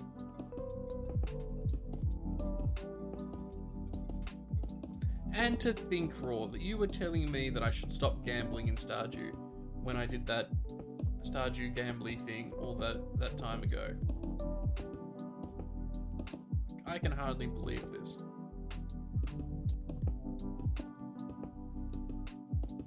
Do as I say, not as I do.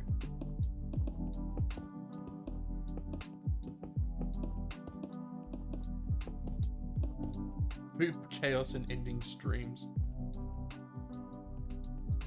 I mean, you were not a gambler back then. Twitch, it changed me, man. I can track where it all went wrong.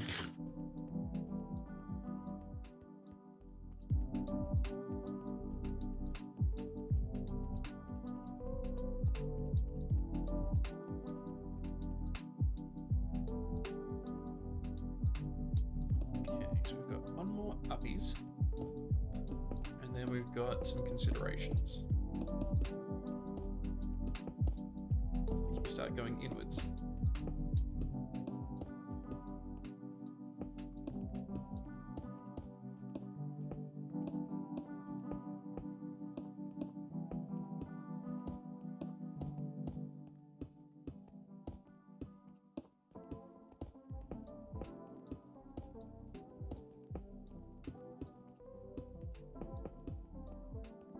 Almost half the streamers you followed have now the gambling command sand options.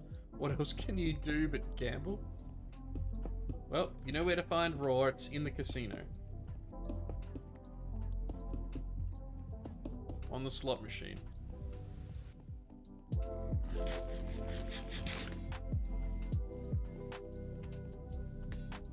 so now we have to figure out how to go one in from here.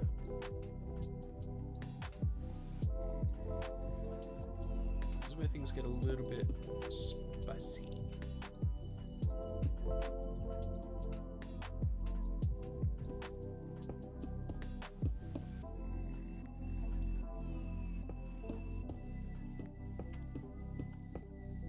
Or we could just pull it off. You know, first time's a charm and all that.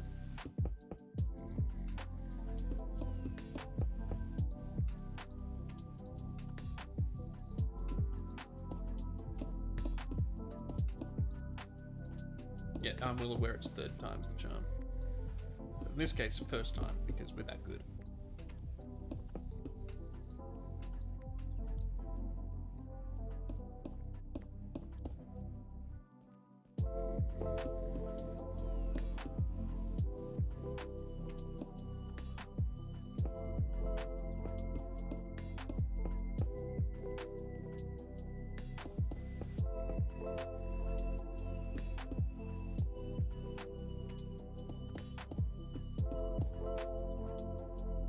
Keeping on, I suppose.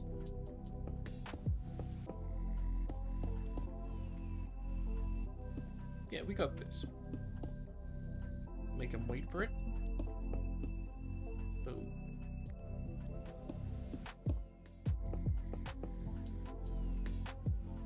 There's a little bit of block wastage going on.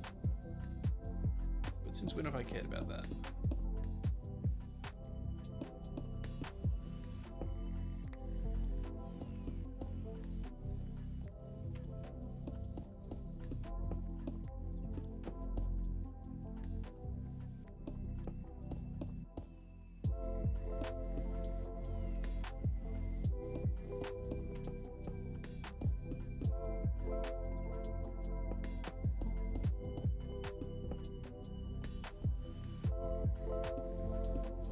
Basically a jigsaw puzzle at this point. A very relaxing jigsaw puzzle at that. I can just feel my brain turning off the more blocks I place. How goes fighting the automaton hordes?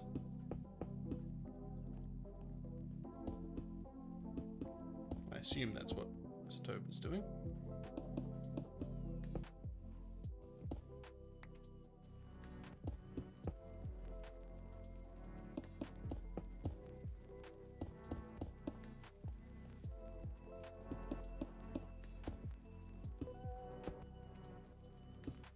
Must be pretty intense because he didn't say anything back.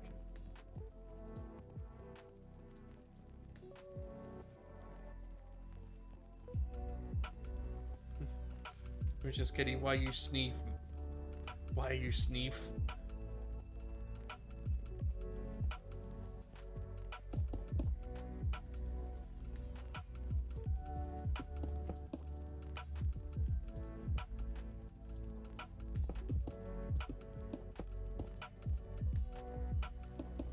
It always surprises me how fast time goes when I stream Minecraft.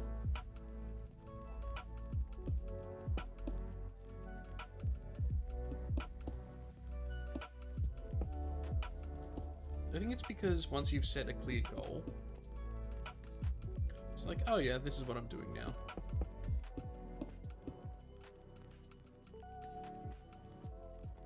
As we all are aware, Minecraft was invented by Hatsune Miku.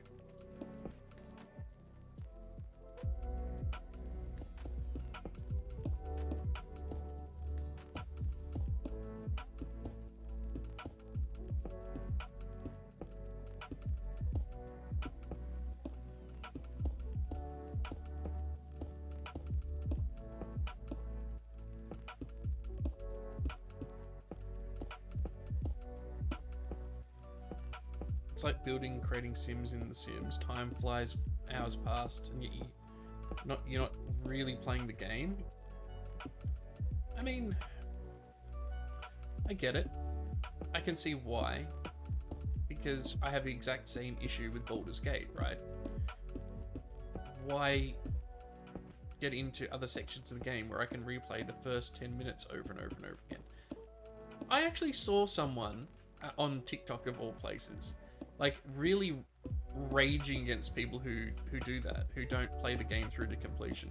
Like, you're just, and they were really going for it too. They're like, people who do this suck, and like really being quite mean about it. So,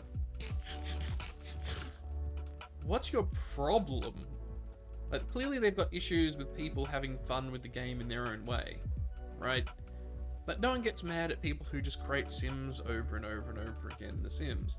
No one gets mad at people who just build houses in The Sims, or, like, I keep using The Sims as an example, but no one gets annoyed by that stuff. That's just how some people like to play the game.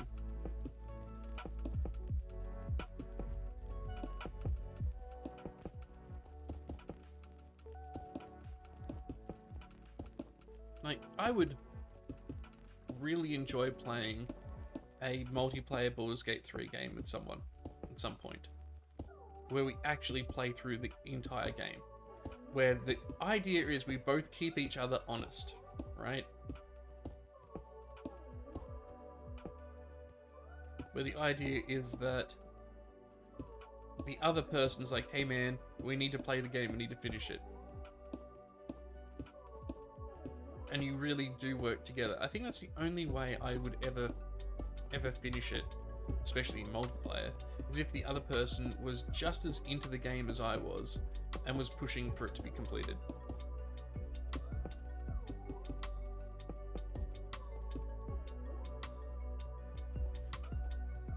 In short, people enjoy games in different ways, and that should be encouraged and allowed.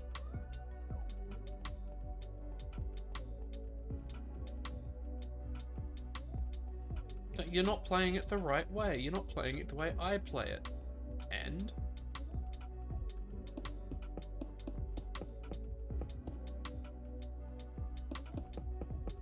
just gaming elitism all over again.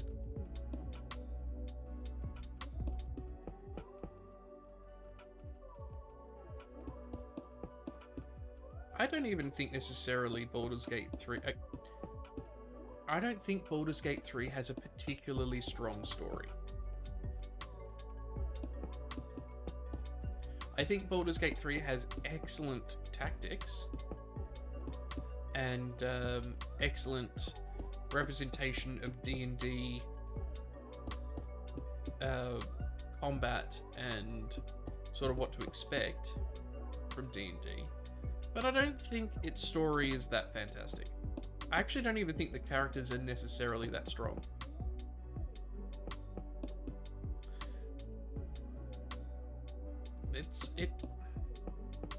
I think it suffers because, on that note, it suffers because of two reasons. One, it's come to light that Wizards of the Coast forced Larian to portray certain characters in certain ways, even if they weren't portrayed like that in the previous Baldur's Gate games, which had much stronger stories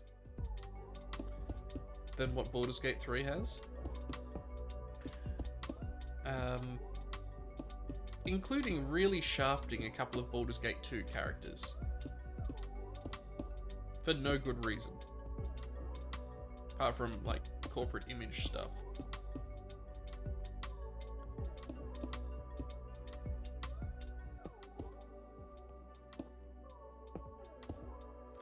And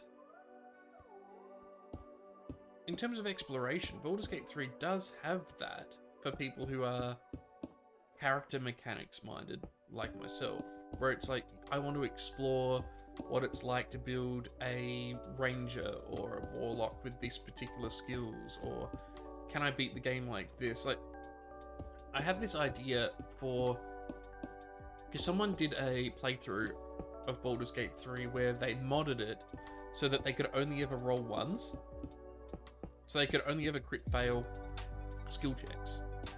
And the question was, if I can only critically fail everything in the entire game, can you still beat the game?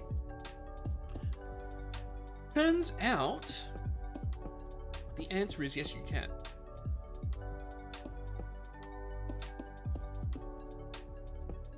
Which is, you know, not necessarily the answer I was expecting. You can fail every single roll in the game and still win the game. It's not pretty, but you can do it. So, if you can fail every single roll in the game and that doesn't impact whether you can finish it or not, does it actually have a strong story? There's been an argument that's been thrown around for a long time in the gaming space, which is a game without a fail state is not a game. But I mean, Baldur's Gate 3 as a whole does have fail states because you can lose the game, especially if you're playing in honor mode. You die, and there goes your entire save in your honor mode run, right?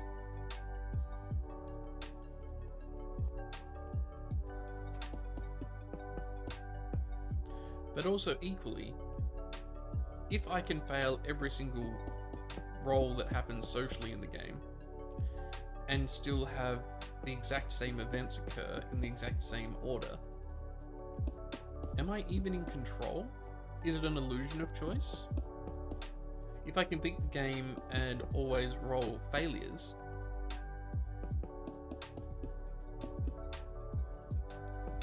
is it even a game? Like, what's going on?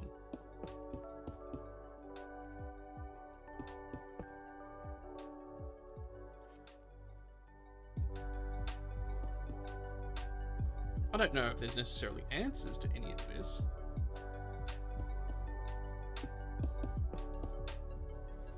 But if someone gets enjoyment out of doing something a certain way, let them have it. If you're not hurting anyone, go for it.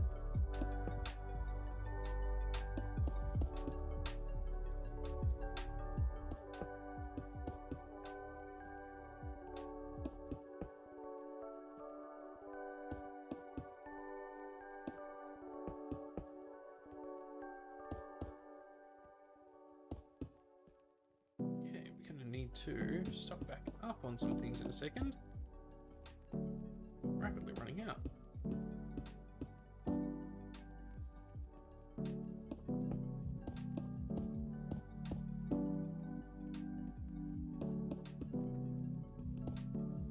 One of the things that is missing from the original Baldur's Gate that is not in Baldur's Gate 2, you can get hideouts in Baldur's Gate 2. In Baldur's Gate 3, Baldur's Gate 2, and in Baldur's Gate 1, you get a castle. There's nothing really like that in Baldur's Gate 3.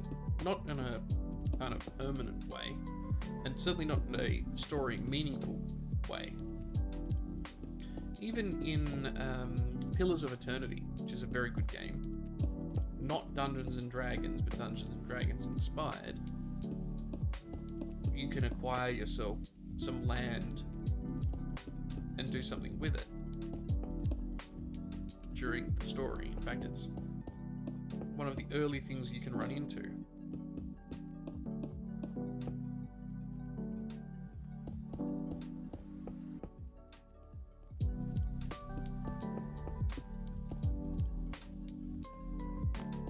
Viconia, that's the character that gets given a real rough... Okay, so in Baldur's Gate 2, there's a drow woman called Viconia, and you run into her because she's trying to escape her drow enclave because the drow that's in charge...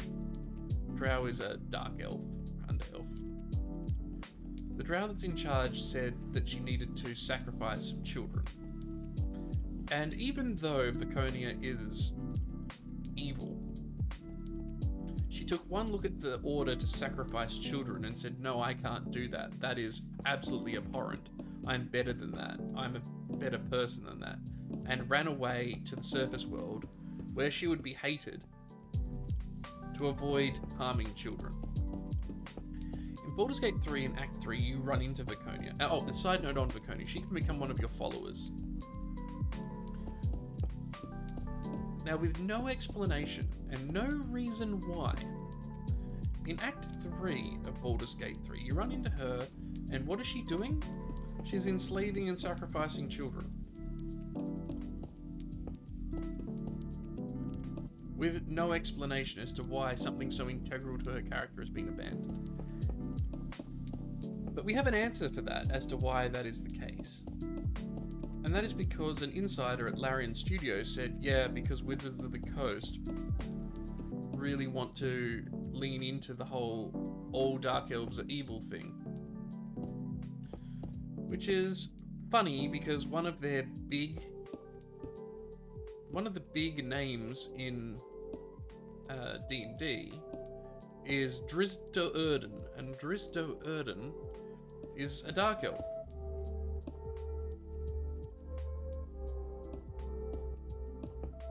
Like, what's going on here? From a corporate perspective, what is happening at Wizards?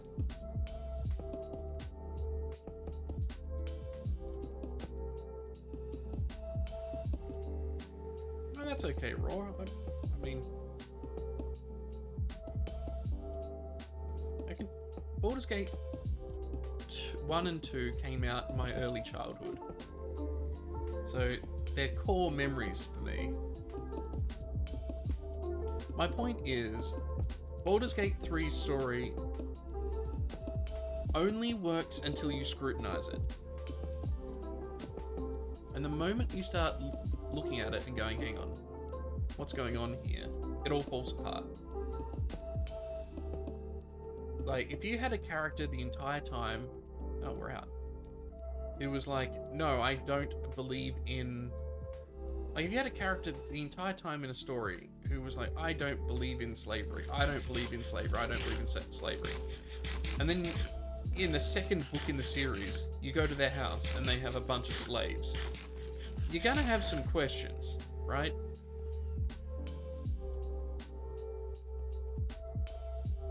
Or the reader should have some questions.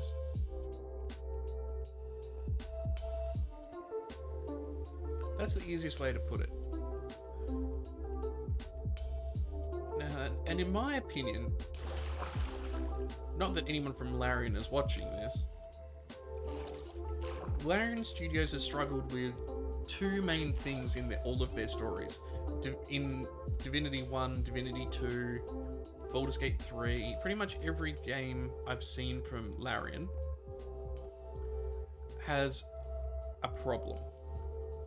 And that problem is that they don't have particularly good writing for their characters.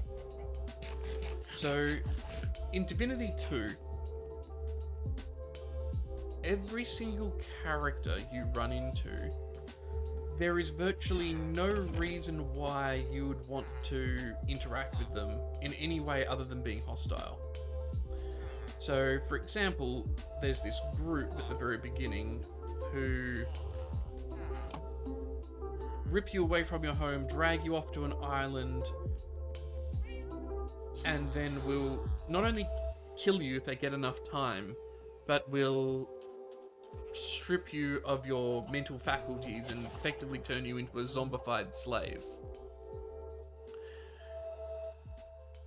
And after you discover all of this and you escape, you run into this faction over and over and over again because they're politically quite powerful.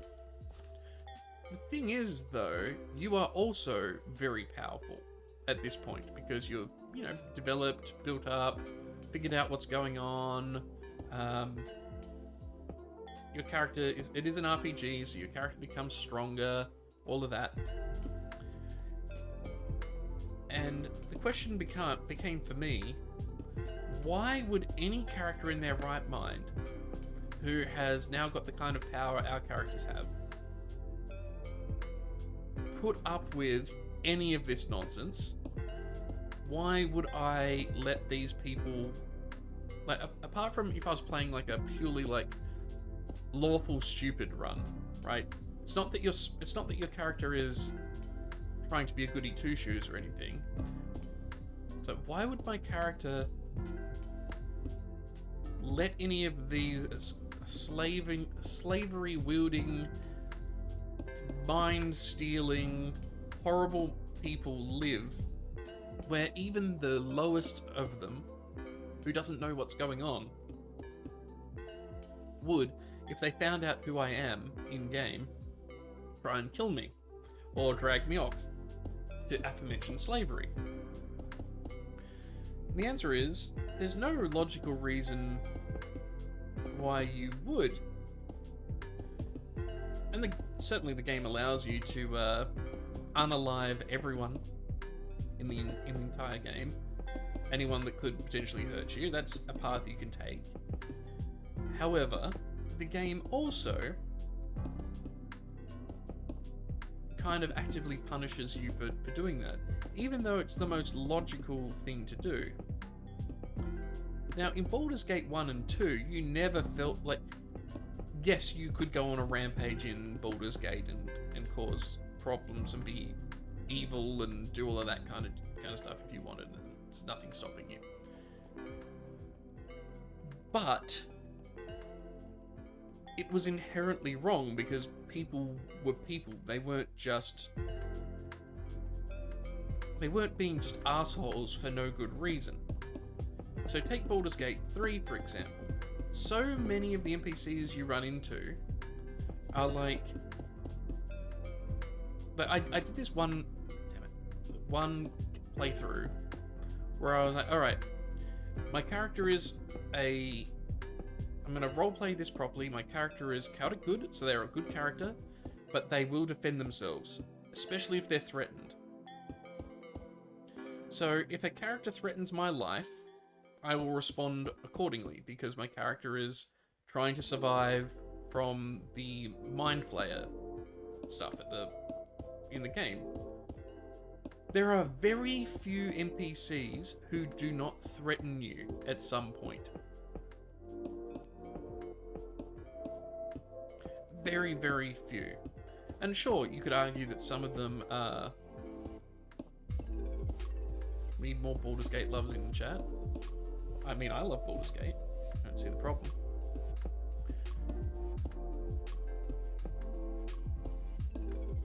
So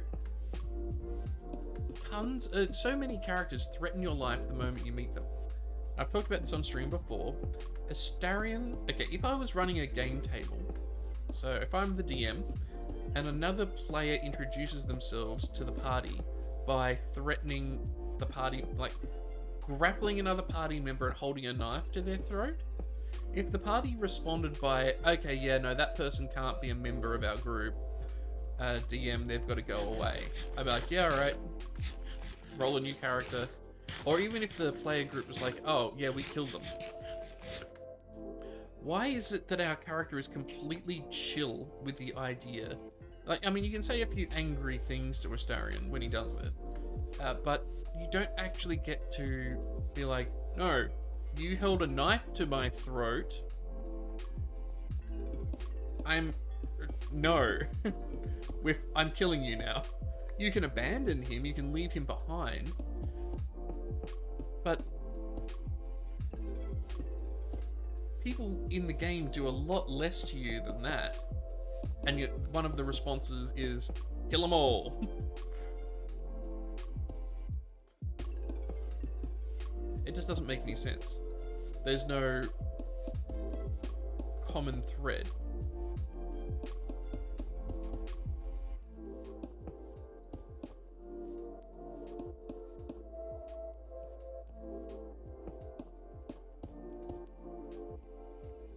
Right? Like,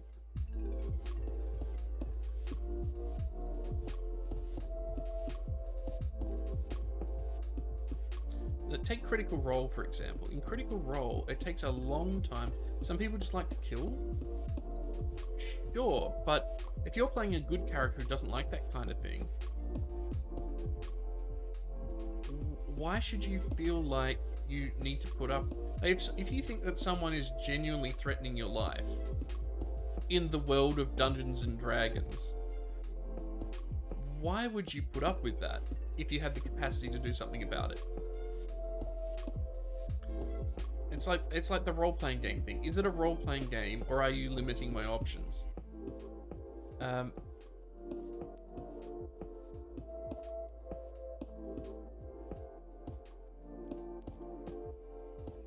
Like, what's the deal here?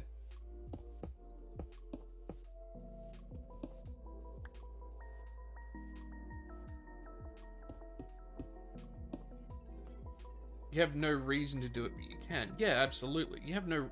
And it's fine to have those things where it's like... Player agency is that you can do whatever you like. Alright, sure. I can do whatever I like.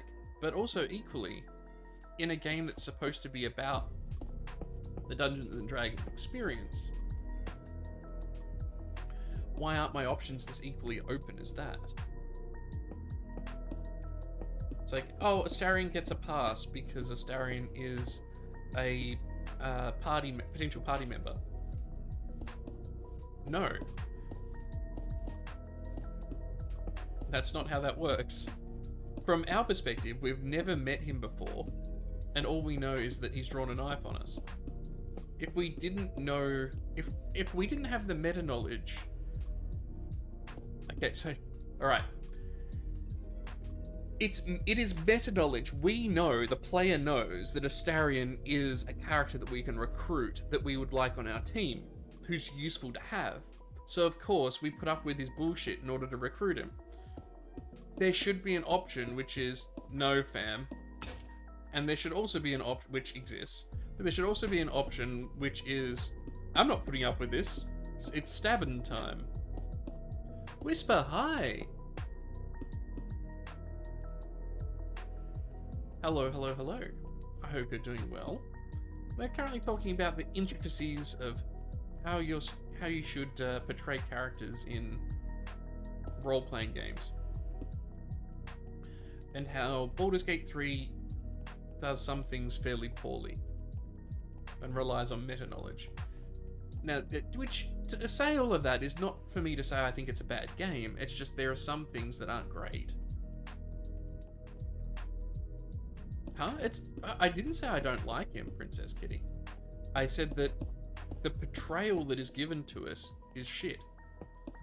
Like, you can have the exact same character with all the same character flaws, but the options that should be open to us should be broader.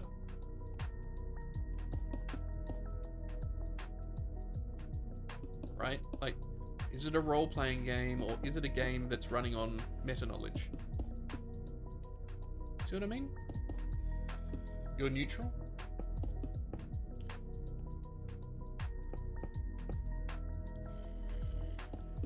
I mean, the only reason I have Astarion in my party is because I need someone to pick locks.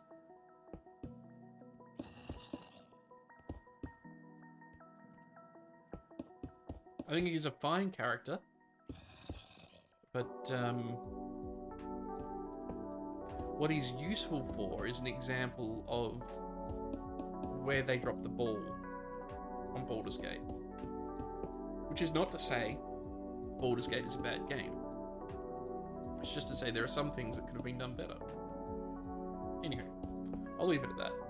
I don't care much for him, I just don't have any strong feelings.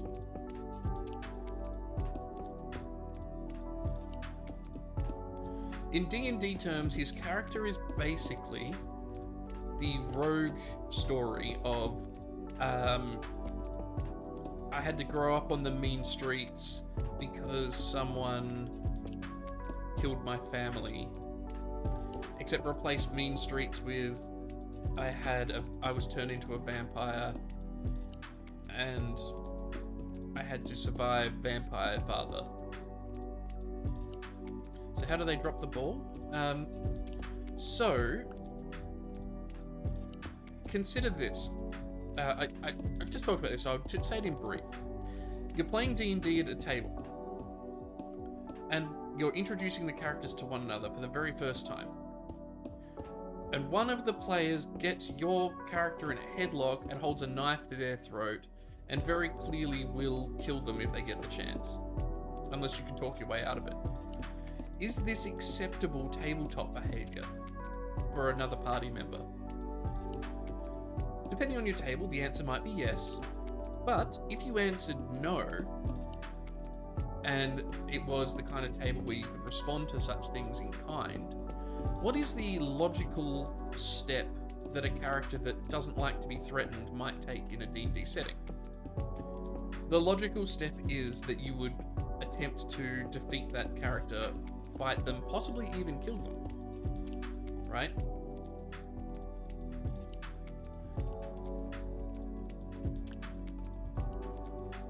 But the option they went with was something that's quite extreme, that should equally have an extreme response from the player. Your first interaction with Astarion is he threatens your life. And yes, you can make the argument that he's scared and doing it out of fear and unfamiliarity with what's going on, blah, blah, blah. The motivations aren't so much important. But what is important is that similar situations happen in the game all the time, and your response can be as extreme as time to break out the murder sticks. Let's go to town. You don't get that option with Astarion. And again, this is just an example. So, why is that the case? Why did they do it like that? It's because the developers know that we know that Astarion is a party member, a character that we can include in our base party from very early on in the game, almost immediately.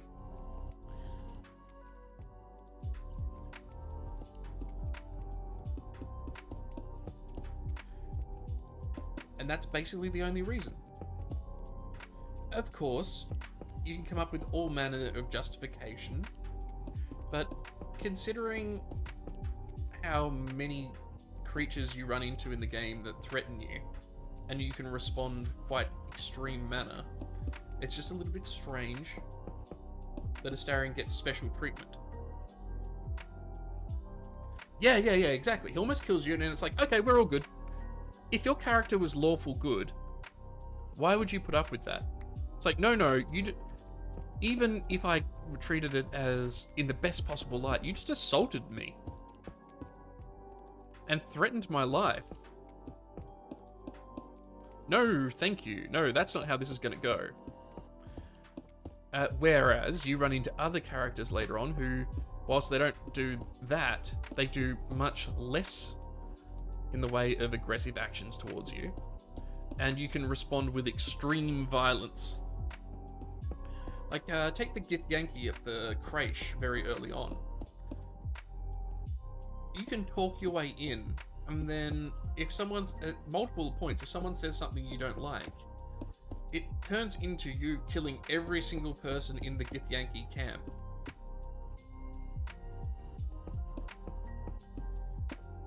Right? And they haven't even technically threatened you at that point. You just disagree with their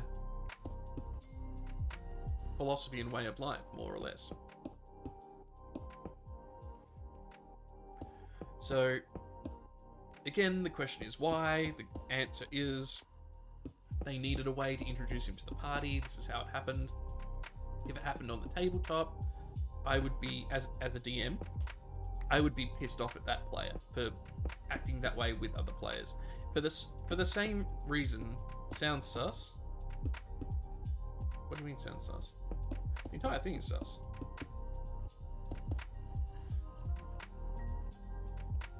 No, it's just the way it is, and it all comes down to how Larian likes to tell stories.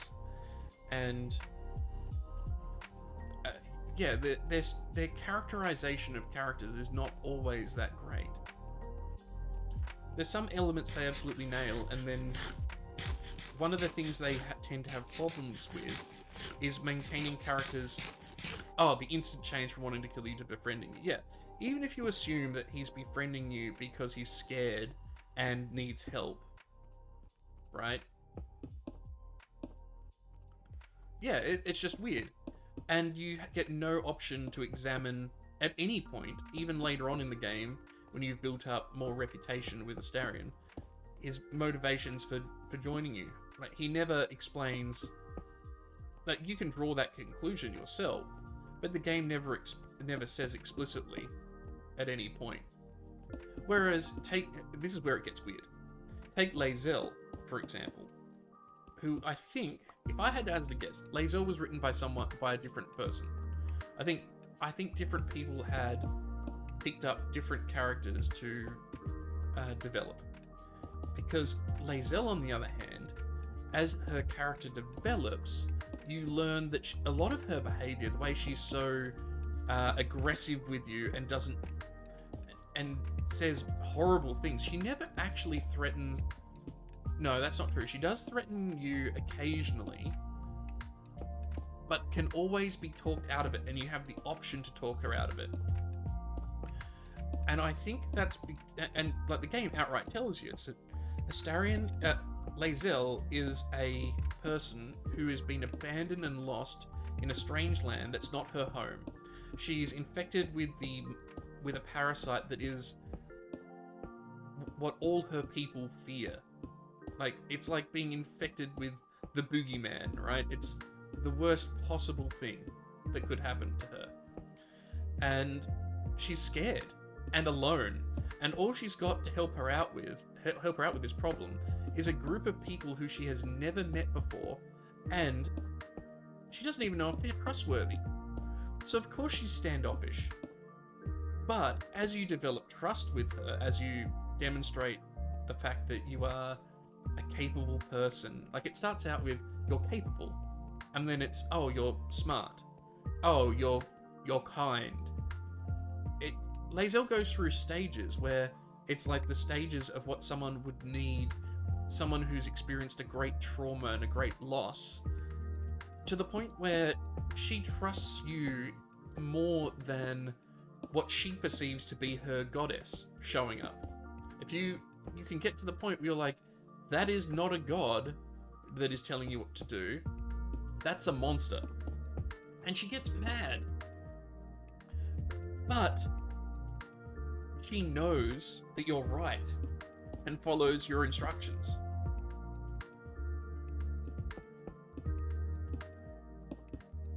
Lae'zel has been through a lot, whereas Astarion puts you through a lot with no explanation. In terms of Astarion's other writing, it's great. But the initial writing is, like, the fact that Astarion is the only character, apart from maybe Minthara and yourself, who is actually power hungry. Astarion craves power and revenge and all the trappings that come with it.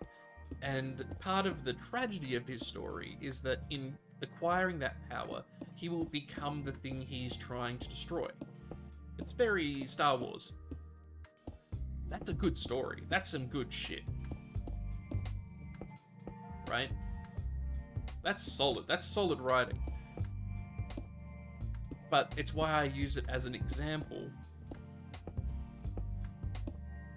Excellent question. It's because of that ass. It's an example of why you've got to be careful in role-playing games in particular about choices being offered. If you're offering every choice under the sun, which Baldur's Gate 3 kind of is, you also got to look at it from the perspective of, well, that means the choices that the other characters make is also very important.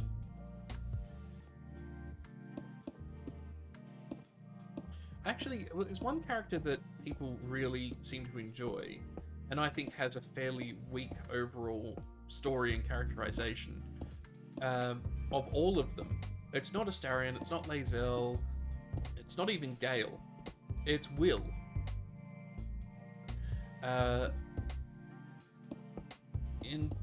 Will keeps being... Everyone in Baldur's Gate 3 says things like, Will is the best amongst us, Will is the most noble and the most righteous, like he's a good man, all of this stuff. Except for the most part, Will go along with anything that you go along with, and there's very few things you can do that will make him leave the party, apart from some truly heinous acts. For example, when you raid the goblin camp, if you take Will with you, some goblin children are like, we need to get help, run, get help. And he will cut those children down. Will is a child murderer, happily, because he's racist to goblins.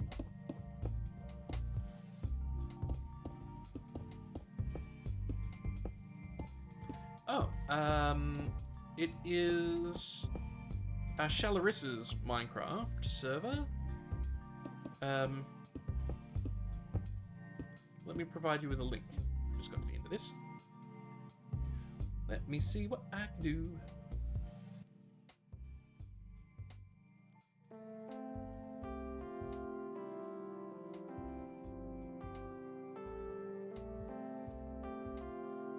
It's this one.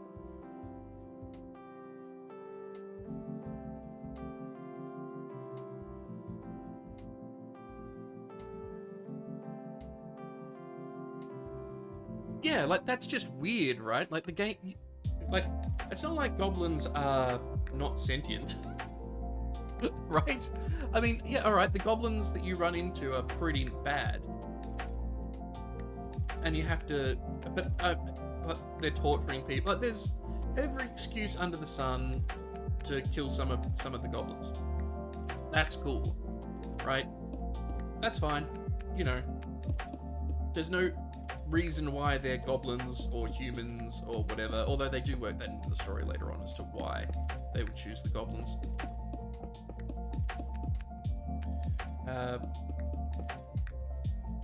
But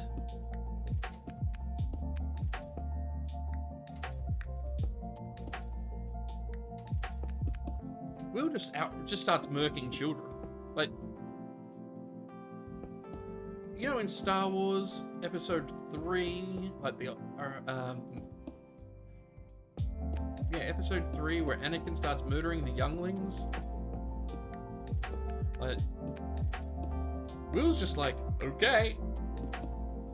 And then the game has kind of the gall to... You can't just say in a narrative, from a story writing perspective, such and such is a good person. I mean, you can, but you can say that about anyone. It doesn't mean it's true. You really have to, if you want to show a character that has strong morals, you really do need to lean into show, don't tell. It's kind of like basic storytelling, right? You don't want to have the mental dissonance of, well, he's a good person. All right, yeah, but follow me on this journey. He sure stabbed a lot of children. Right? So, good point.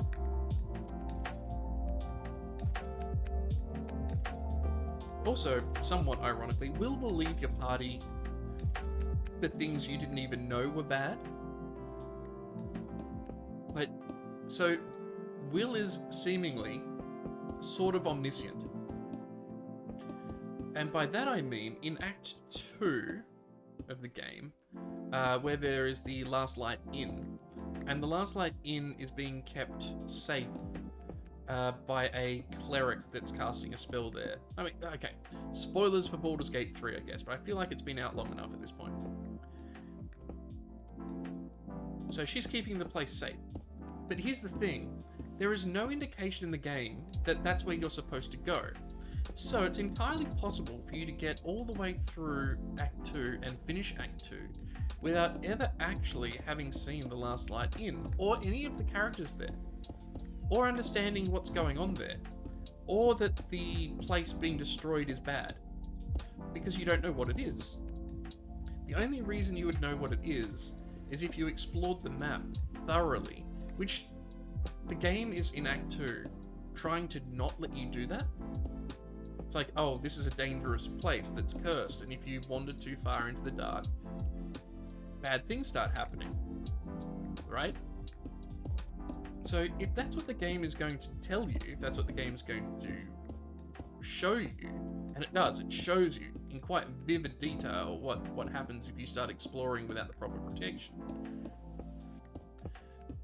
Under those circumstances, why would you go looking? If you just follow the prompts that are given you, the most likely outcome is you don't find the Last Light Inn. The most likely outcome is you go straight to the bad guy's lair at Moonrise Towers. Yeah, I've been playing Minecraft for about another hour. The most likely thing is you go to Moonrise Towers and you do all the quests there, and if you do all of those quests in order, they never take you anywhere near the Last Light Inn. So, when you proceed with Shadowheart's quest, which is necessary for the overarching Act 2 quest line. Well, it's not necessary if, say, Shadowheart's dead or something. But let's say you do, and it pans out on Shadowheart's side. You murder every single person indirectly at the last light in, even though you've never met them. And you get all the bad karma that comes from that. But you've never been there, and if it's your first playthrough, you don't even know about it. It's really confusing. And you don't even need to work hard to cause those circumstances to happen. It's the most logical conclusion.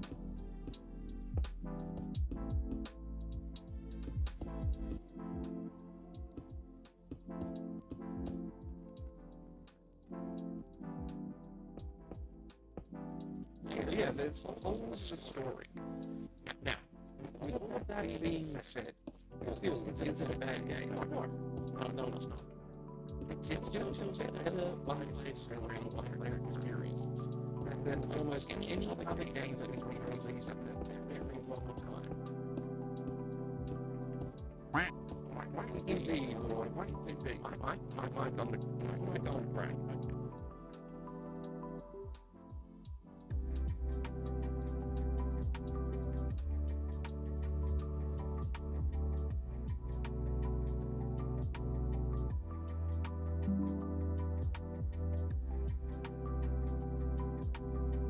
Anywho, as I was saying, is it a bad game? No, it tells a fantastic... It tells a story in a way that's engaging, even if it doesn't necessarily make sense. Which is something that we haven't really had for a very, very long time. There's been so many games that have come out that are pretty much just games as service nonsense in the last few years. That really, it's a breath of fresh air. It shouldn't be like this.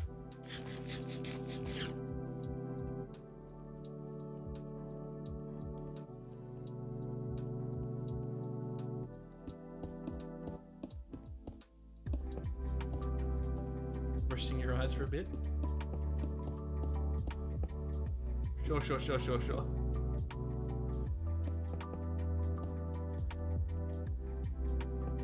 So why are things like this?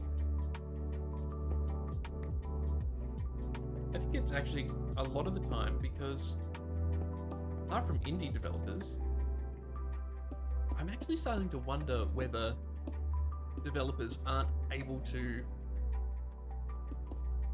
tell good stories anymore.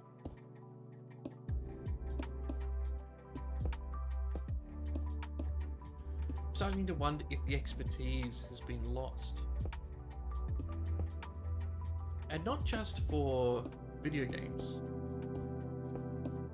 Look at what is slowly happening to both TV and movies. What is a new franchise that's come out in the last 10 years that actually has genuinely good writing and isn't just a popcorn flick? There's not much. I suppose you could say some of the earlier Marvel movies.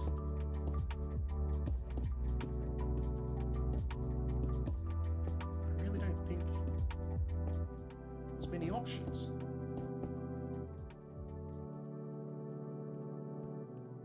Not in terms of novels and so on. I mean, good video game writing, or good movie writing, or good series writing. There's some.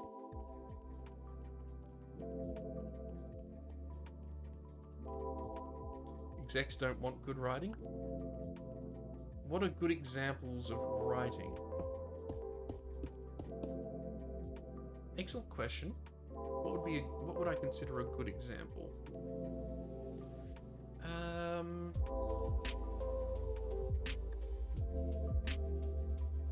No, yeah, so Tobin's right. They want writing that's proven to sell.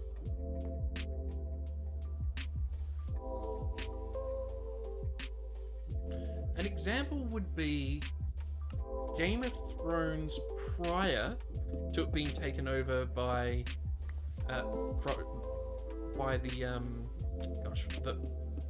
the production team that ended up taking over after they ran out of books to draw from. The writing was pretty damn good. People sat around and talked about it.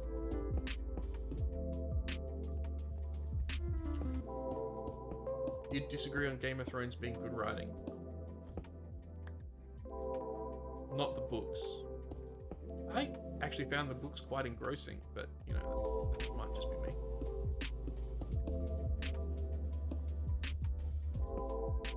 The Sandman series, yeah.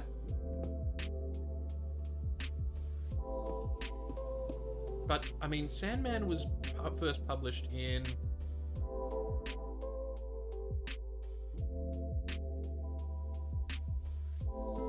...1988.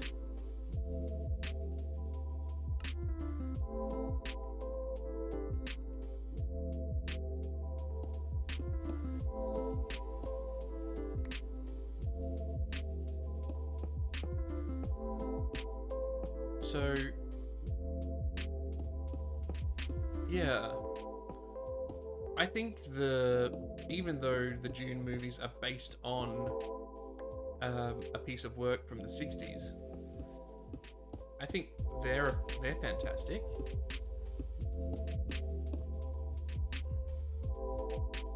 We've got one left. Is Good Omens good writing? Well, I think the first Good Omens series is well written and organized and very, very well produced. But also notably, Good Omens, the book, is old. Like, Good Omens is... I think it's 98? Something like that? 1990.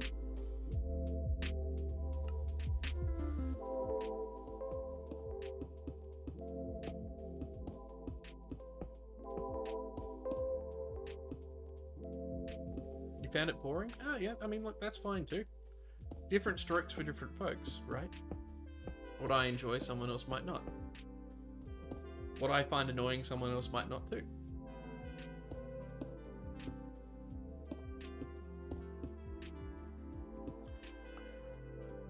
It's just interesting, I think. So we're drawing on all of these series for... What do I like about Dune? I like the scope. I like the story it's trying to tell, which is the attempted escape from both colonization and the control that can be brought to bear on people from by religion.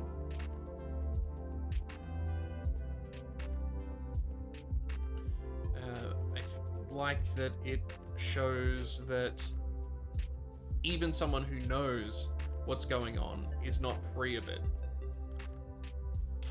Even someone who doesn't want to have the power that comes from controlling religion is not free of it. There's a lot of deep themes in Dune that I find fascinating. I enjoy that it shows characters with motivations that are complex. Like, for example, take Paul's mother in Dune. She is absolutely one of the villains of the series, right?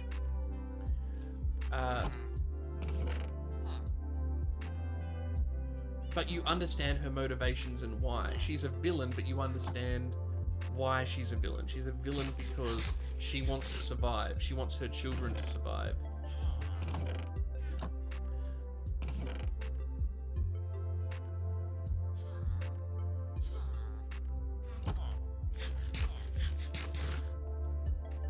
And the only way she can do that is leaning into these manipulative prophecies that her religious order that she left, well, not religious order, her order is using to manipulate the general populace. I think all of that is brilliant.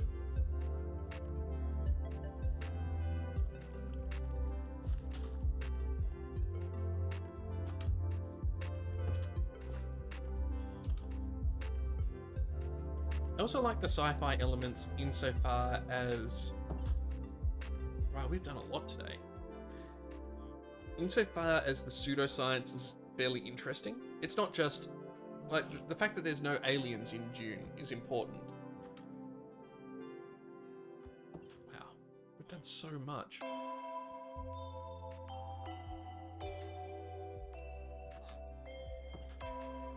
Yeah, the old Dune films... A thing. Agreed. Glad you showed up here. Well, welcome, Brutal. The things that Dune discusses, the manipulation of people, the nature of politics, the way that religion can be used to manipulate everyone and control their thought processes and cause them to do terrible things, nature versus nurture, propaganda, and how even someone aware of propaganda is capable of being manipulated by propaganda. All of those elements, every part of it. I think it teaches a lot of things.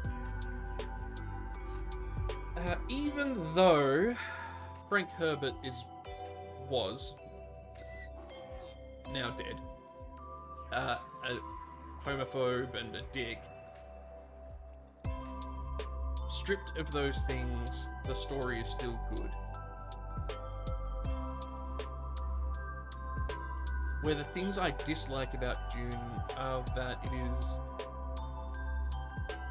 it suffers from many of the old sci-fi problems that I was talking about before, which is like, I'm going to introduce to you in short order 30 new concepts, which are words that you've never heard of before in your life, and now you must know them and be able to use them in a sentence in order to comprehend what's happening in the story. It's like, I don't really want to do that. Well, tough luck. You need to understand them in order to read the book. It's like, I don't think I'd like to do that at all, actually. Like, nope, get fucked. But in saying that, again, criticism aside, criticism is not an indication that there is a problem. I think it's important to be able to look at something that you love and be able to recognize the flaws in it.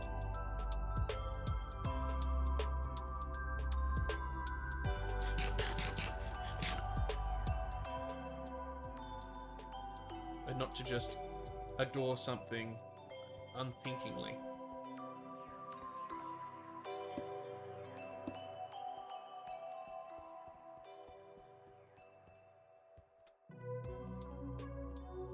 You know what I mean? I think that this is a mark of media literacy, is coming to understand the good and the bad and the ugly.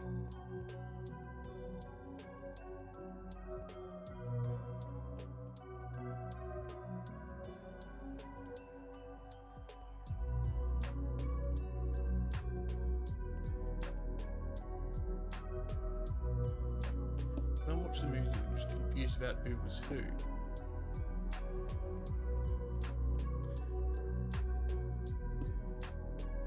I can't say I had that problem at all,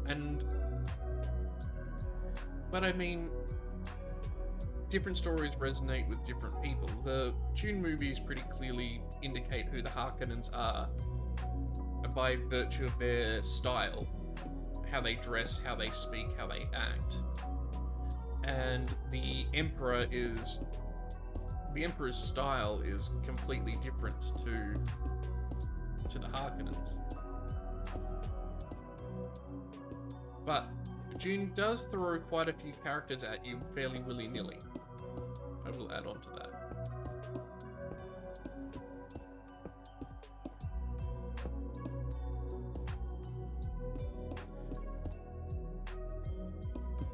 At least it's not the Lynch film. But David Lynch, that is.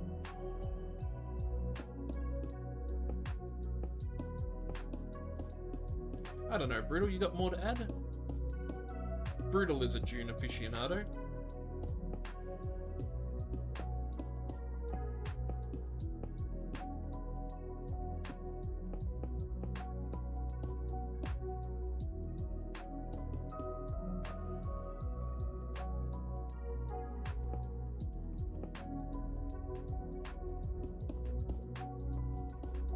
Not your mum's thing. Yeah, I mean, that doesn't help. If you're not into...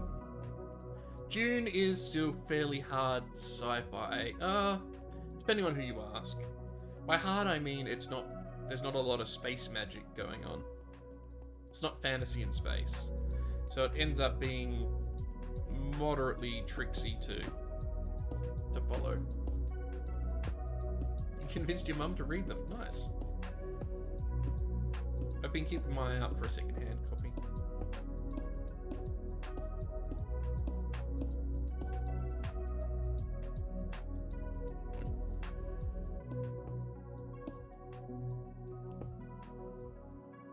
No.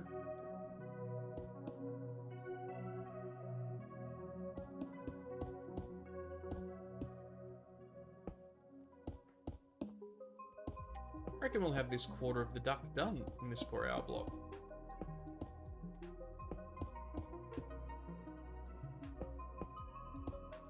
Oh, Brutal, I'm also in the, I don't know if you saw, in the desert. I'm in our,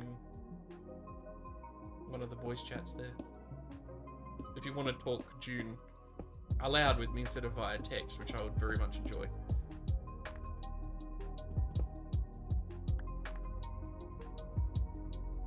Yeah. Interestingly, I think Dune doesn't really need to be a sci-fi novel in a way.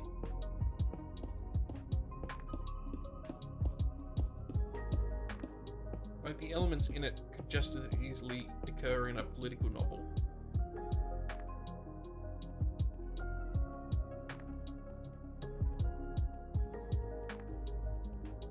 It definitely straddles that line between hard and soft sci-fi. Ooh, thank you.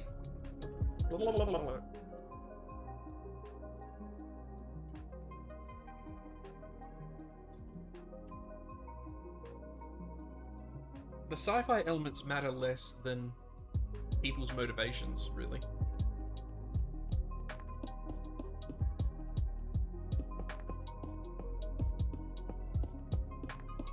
Why are people doing what they're doing? No, no, no, no, no! Damn it! Damn it! God damn it! No. No!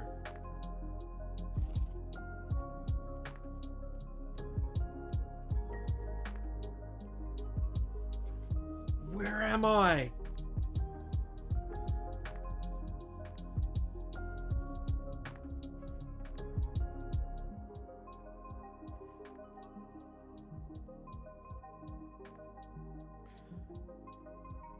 Holy shit, my bed got moved and now I'm back here?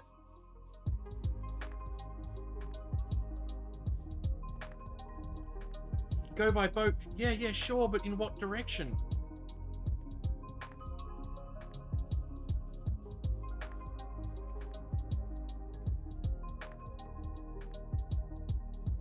I mean, I found the place by walking. Holy shit. Which island? One straight in front of me right now? Gotta remember there's a 30-second stream delay and a horse is in my face. Hang on. Can't be that hard to find a giant rubber duck. Okay, this direction. Alright.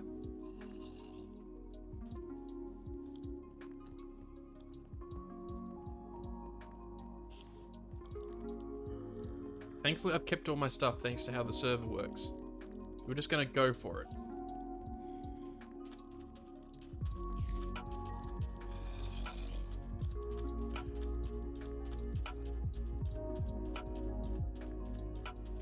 Can't be that hard to find a giant rubber duck. I mean, you're right, but...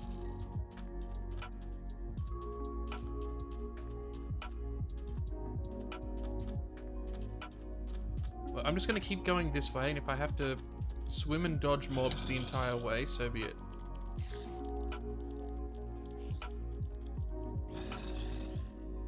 Well, I don't have a boat, so...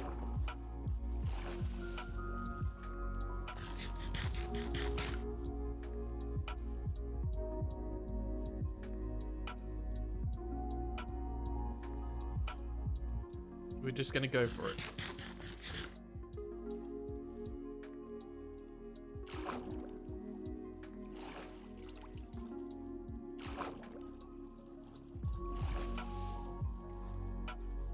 I'm gonna use the super speed that comes from just kind of just floating on the top of the water. If we go any higher or any lower, we'll lose speed.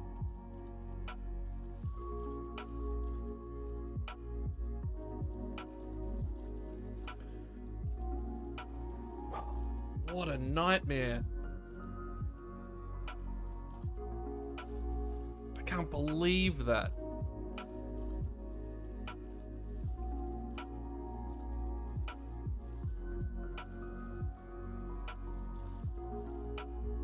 That works. Sure does.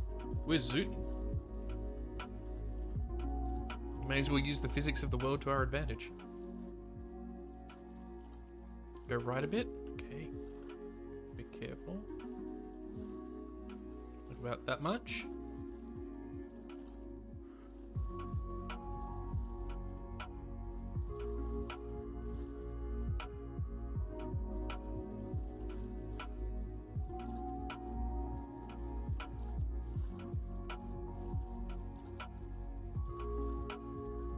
Bit more. Okay.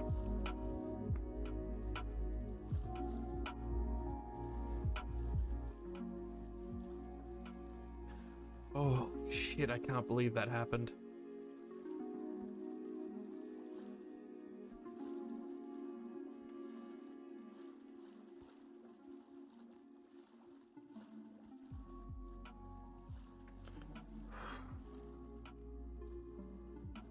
You're relying on memory of how you got there? That's okay. That's fine. It's better than my memory. I remember we're at like negative 300 and something, but I could not tell you where exactly it was. No one else is on the server or except me.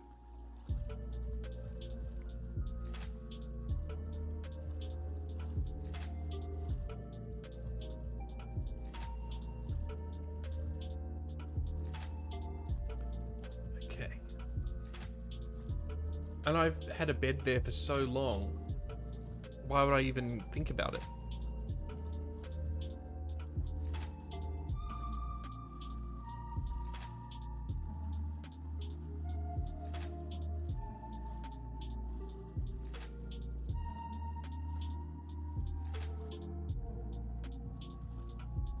Are you sure I'm going the right way, Whisper?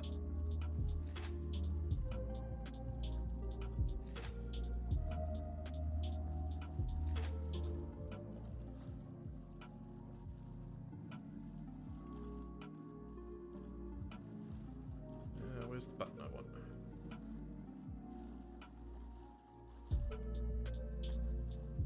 Maybe those islands? What islands?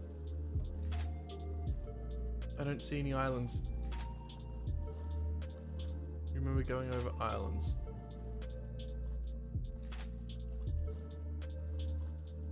Are these locations? Okay.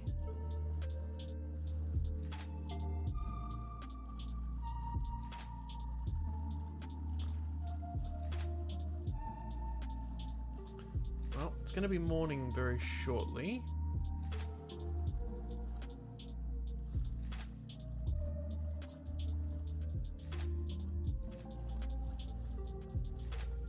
Don't remember those towers. Well, those towers look like someone's base. So I'm not going to stress about that. Or actually, that could be the pillager base. I'm not going to mess with it, but... Nope, skeleton there. Zombie there. It's either to the left or much further right. Well...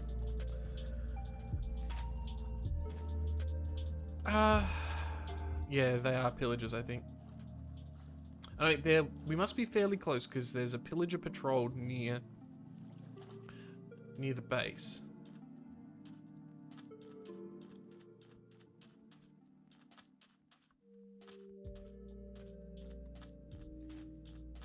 I do remember going over some of this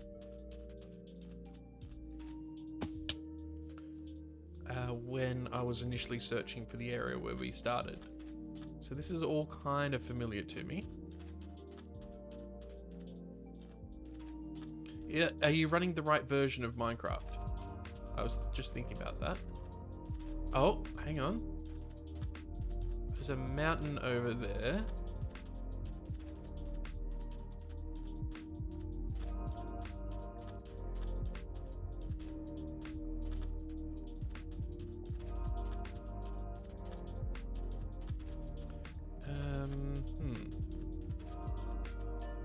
I don't know what some of the...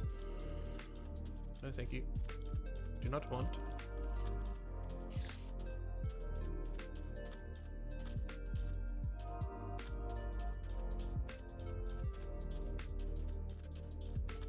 It's saying you're not whitelisted. Interesting. I wonder if something happened to restrict access to it slightly.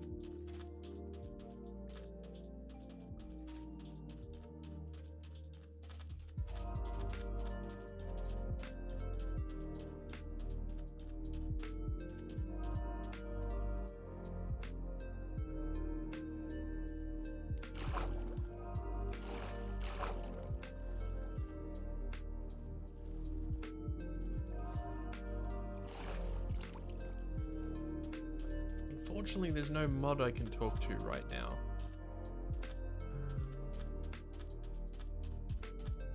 Okay. Right, well that's a cool thing that I've just stumbled across.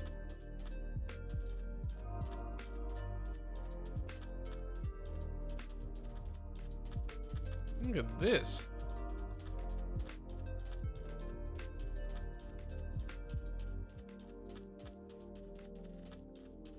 I do remember that someone was mapping the entire world. So it's possible that someone knows where we need to be. Or alternatively, Goddess Illyria could log in and find out.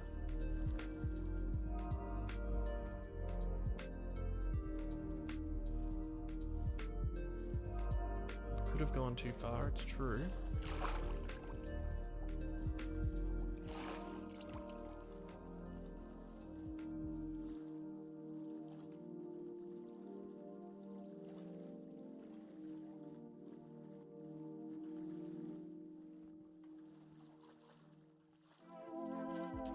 I think that is correct, Raw, but Illyria was on here only a short period of time ago.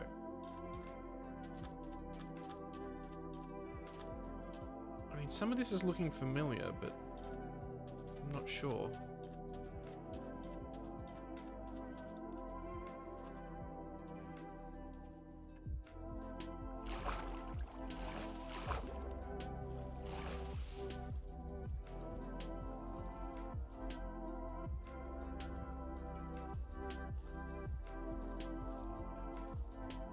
I do know I went searching for this location for a very long time.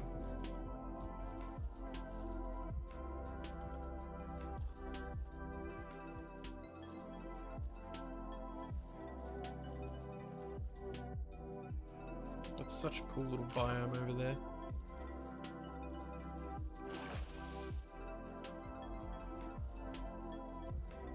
What a way to wrap this up.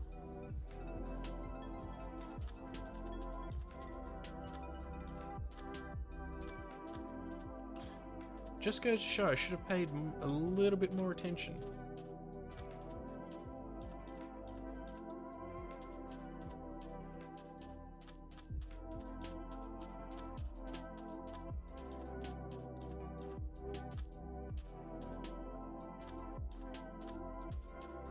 Damn it.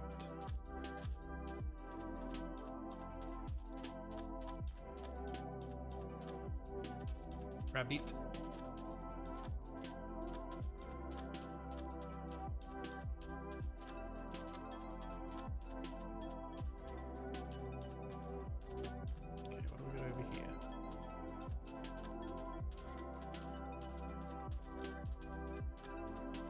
Cool.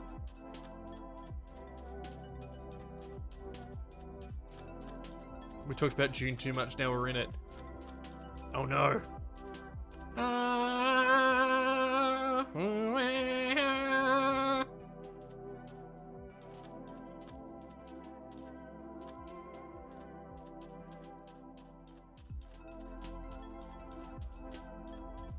I think we're in the completely wrong direction at this point.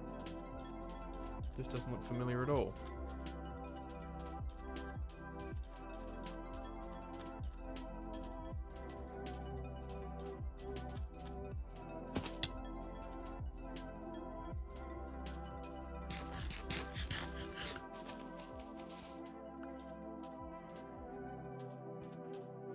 Yeah, oh no is correct. This doesn't look right at all.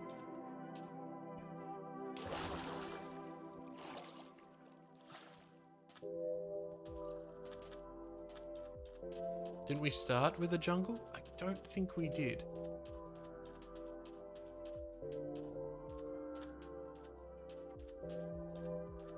It's okay, I'm not freaking out yet. Plans within plans. Options within options. Worst case scenario, we just unalive and start again from the beginning. Not the beginning of the duck. The beginning of looking for where we need to go.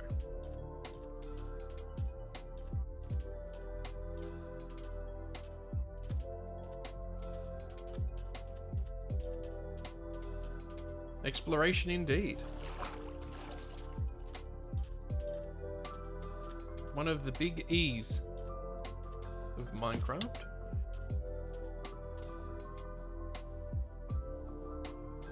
Black rabbit. We finally found somewhere that's green. It's kind of nice.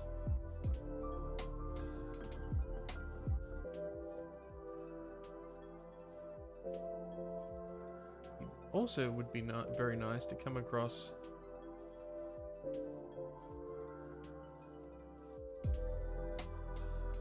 literally anything recognizable.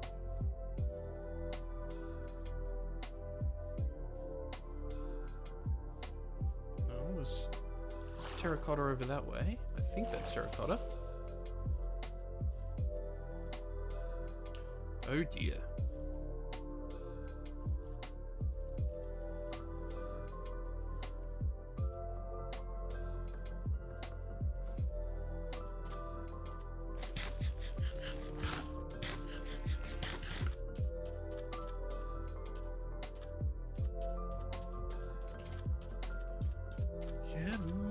Terracotta. Oh, okay. Big mountain.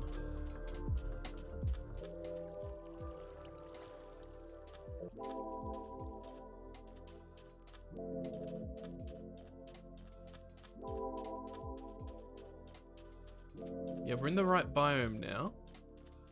There's some yellow.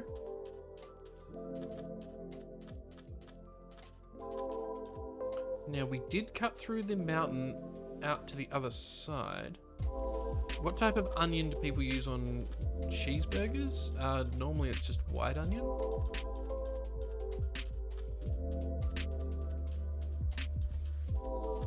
Some people use red onion.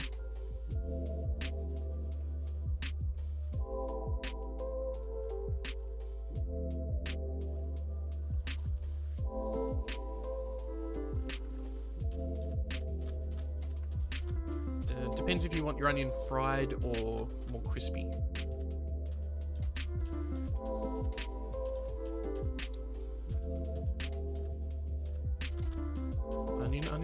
usually use onion. Onion! How hard can a giant duck be to find? This is nightmare fuel, everybody.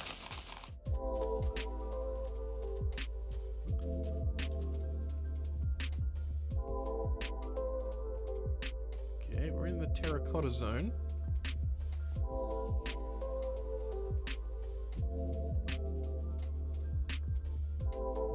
Come on, I just want to come around a corner and see a giant duck. That's all I want to see. Just in the distance, coming out of the fog. This is the right kind of biome just meeting up.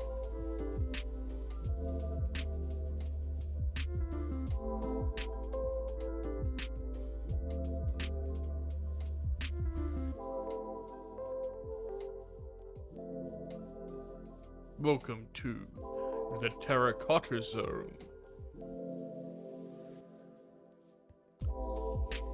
Okay. We still find nothing.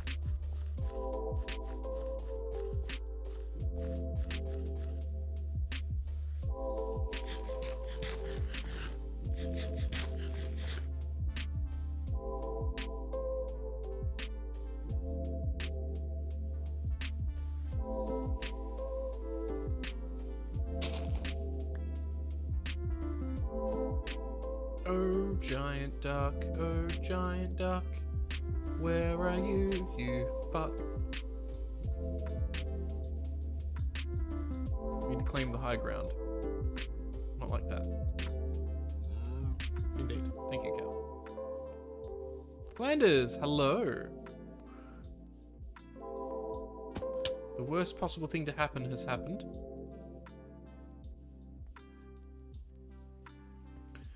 We have died and been teleported away from the duck.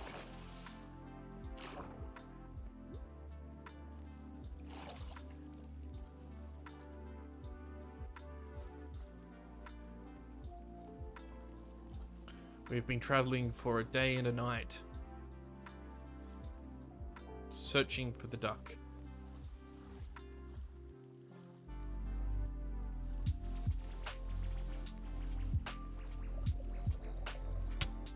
Fantasy Costco, where all your dreams come true. We've got a deal for you.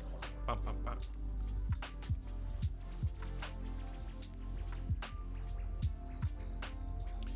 Yeah, ducky, ducky, ducky, ducky, ducky. Doggos. Hello. You see an enormous duck around here? Am I the only one who's into the adventure zone? Fantasy Costco, where all your dreams come true. We got a deal for you.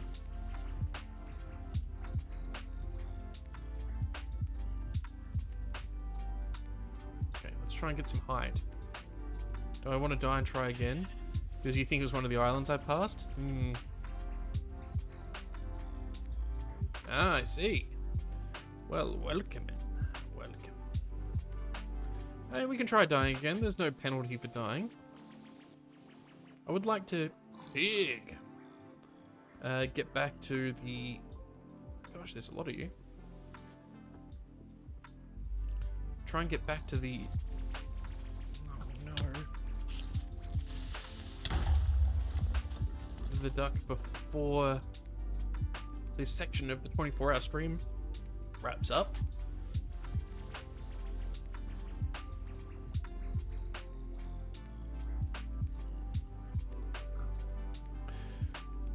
I'm not seeing any duck.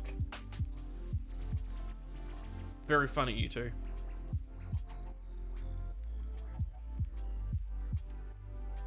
Ah, help attack us.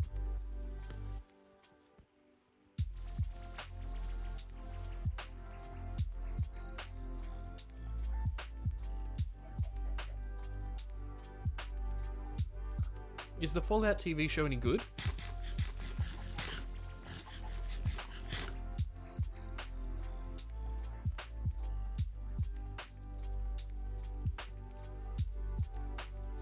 I'd love to know more about it.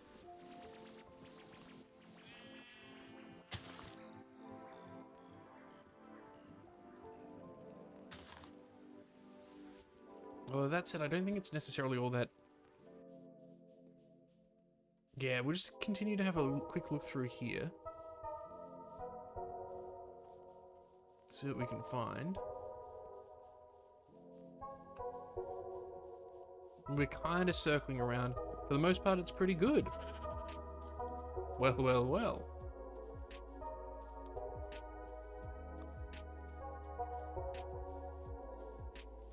Yeah, that's terracotta.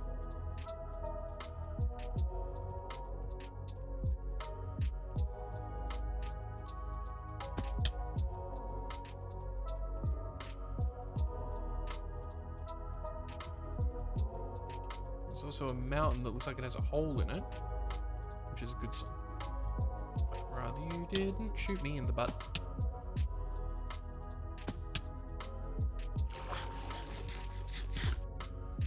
Some minor issues, but only because you're Fallout nerds. Someone I know, I can't remember who it was, we ran a Fallout RPG game for a little while. Like it was something like a one-shot. I can't remember who ran it. Who was in it? Thankfully I have food. Yeah, thankfully I loaded up on a heap of pumpkin pie before I set sail to another world. Before I izakai'd myself. Ah, yeah, that's right. He did too.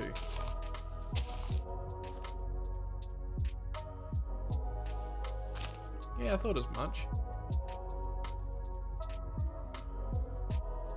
I was pretty certain you were there for that one. I was there, I saw. Anyway, there's a proper RPG system out for Fallout now. I don't know if it's any good, but it exists. All of it. Jesus. No, thank you.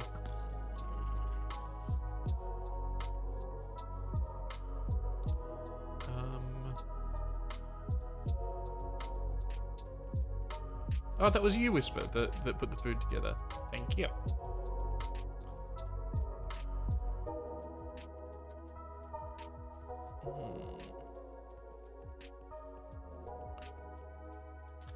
Run in, run in, run in. Run in, run in, run in.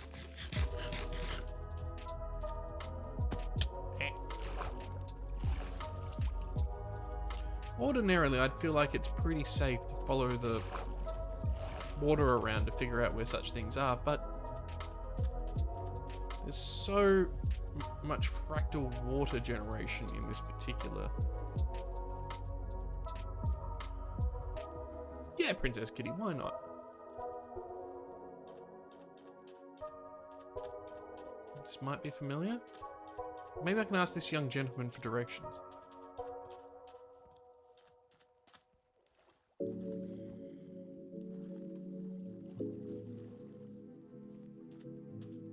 Excuse me, gentle zombie.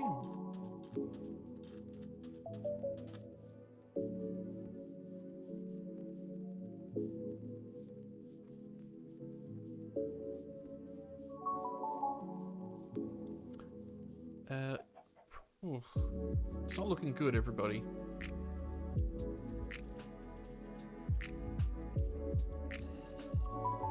Have you seen a lot of little bits of water? One big terracotta hill. Well, here's some villages. I do remember there being an empty village near where...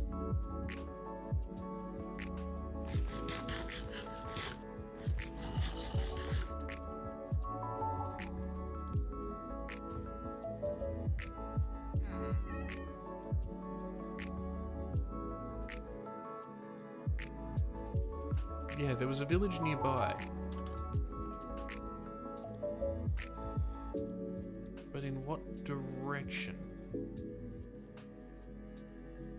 I don't know for certain, so I'm gonna head this way.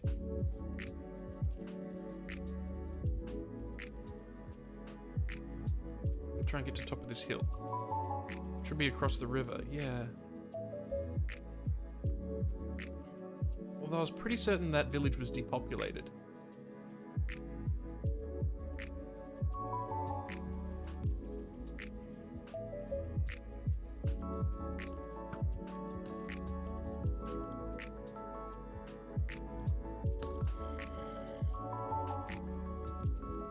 should be a beach nearby.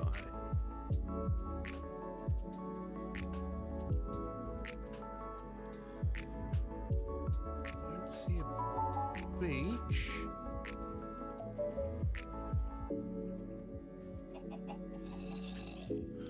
Boop.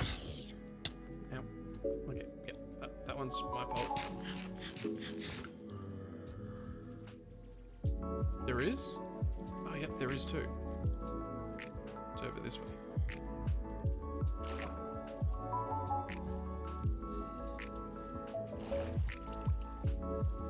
So.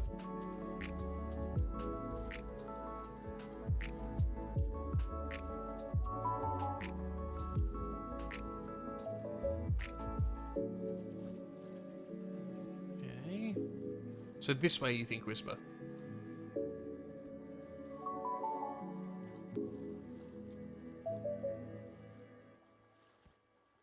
Go right?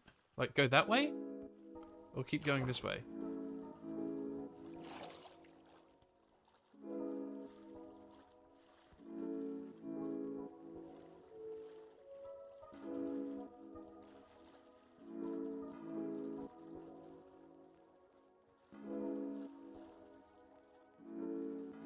The other way. Shit. Okay, okay. Not the way you're going.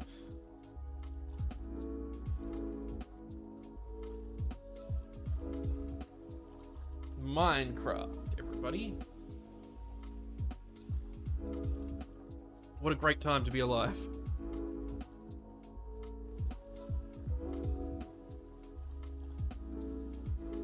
Okay.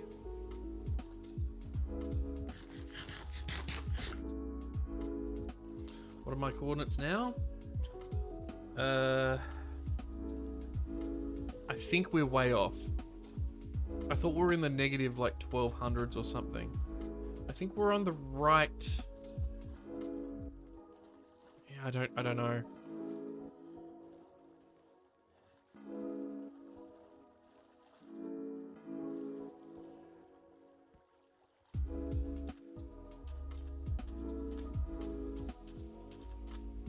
I feel like this is completely wrong.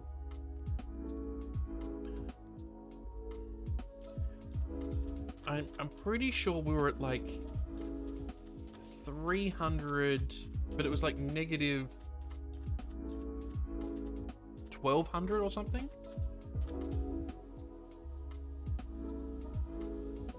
Well, I mean, it may just be something that we have to solve another time. We've only got 48 minutes left on the clock for our Minecraft section.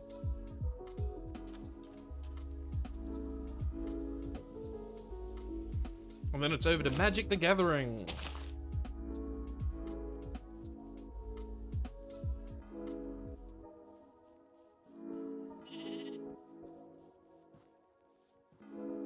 Made a tunnel from the village to steal villagers. Alright,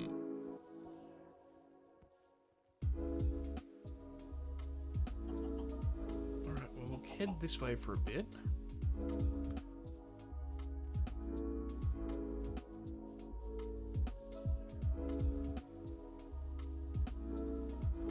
Stay on this path, and we'll try and get ourselves to negative about 1500 to 1200.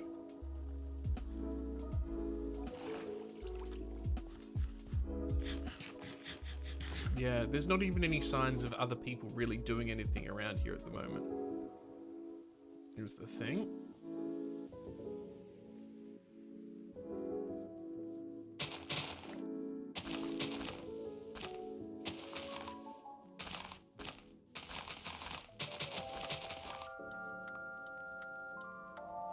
Because I've been so secure there for so long, why would I even think that this would happen?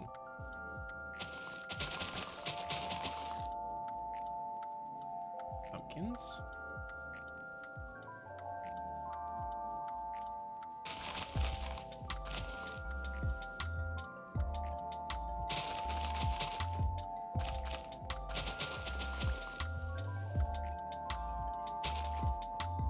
I think it's time to try again.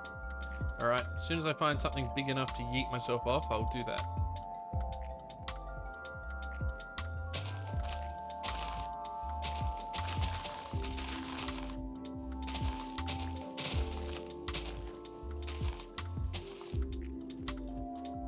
I mean, here's a big beach.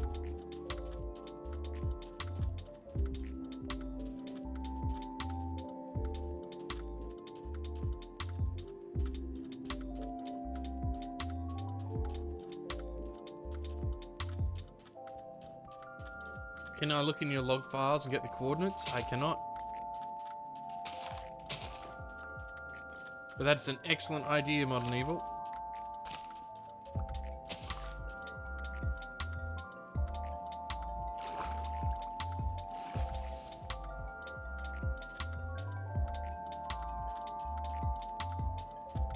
A brilliant idea shattered only by the fact that I'm on a server being run by someone else.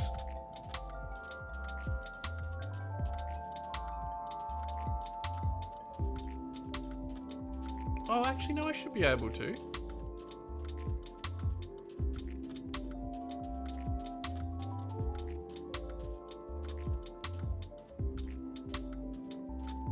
Tell a lie, I should be able to look that up. Or would I not?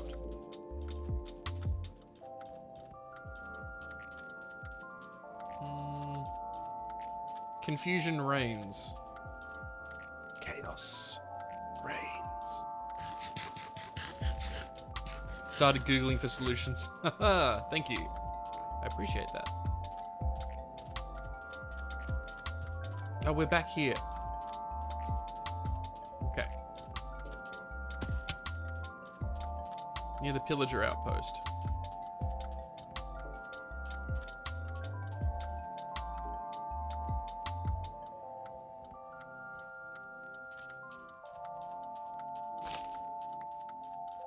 Okay.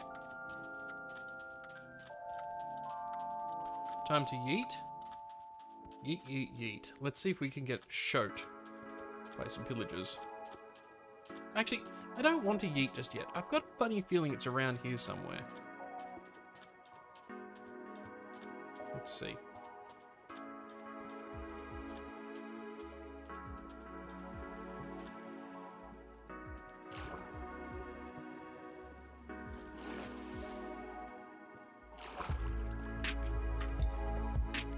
Oh, we can't roll. Oh, hello.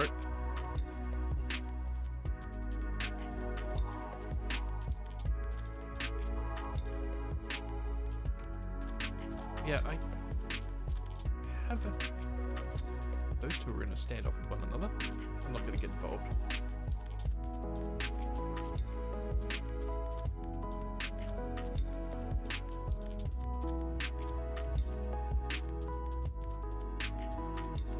Okay, wait a sec. This I remember. Yep, I remember this.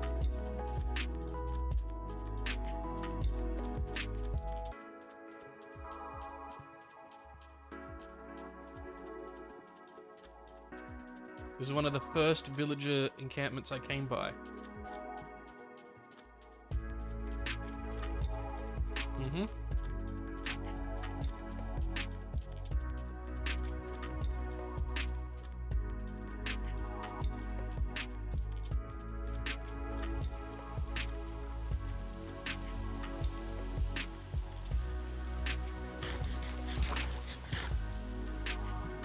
I mean, I definitely have told Shell where to find it.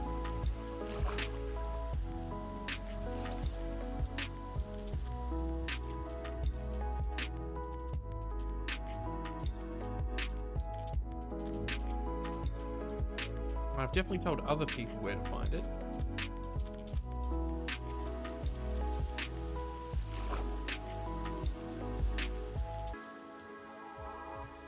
Yeah, absolutely. Raw's spot on.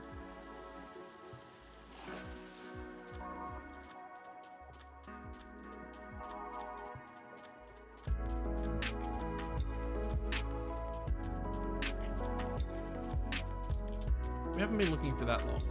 Not really. In comparison to how long it took me to find the location initially.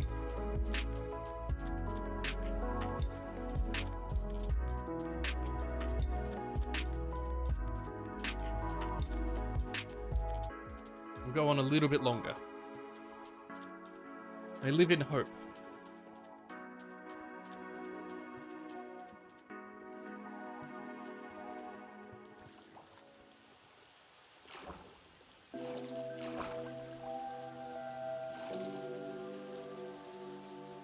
Neom.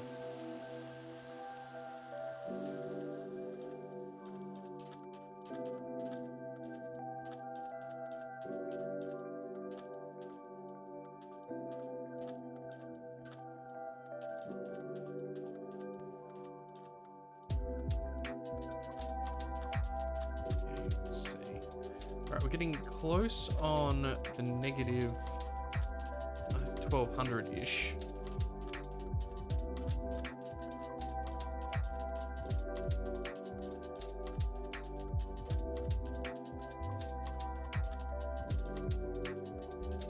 And then I'm pretty sure it was about 300.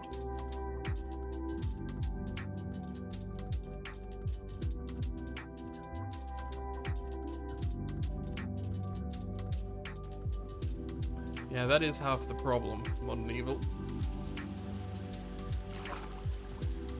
I mean, losing your location in Minecraft is kind of tradition.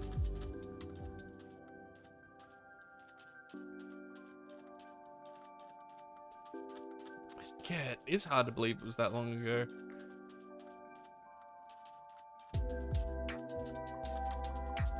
Okay. So, we're just about where on one axis I think we are. Now, the next step, once I get it to 1200. What was that? Rabbits.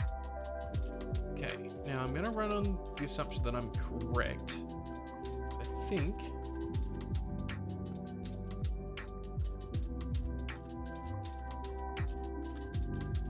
something like this.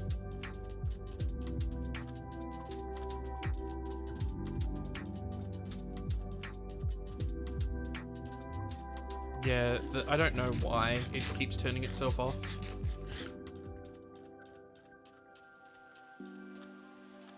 It's quite frustrating. And Woodsy World just followed. Woodsy World, thank you so much for joining the channel. Welcome to this nonsense.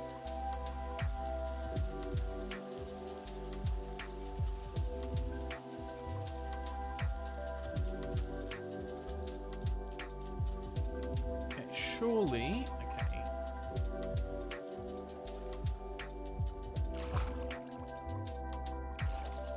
Okay. Yeah, if it's terracotta that something requires...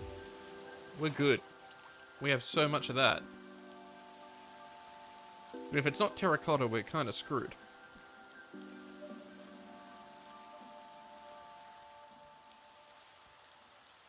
How are we tracking?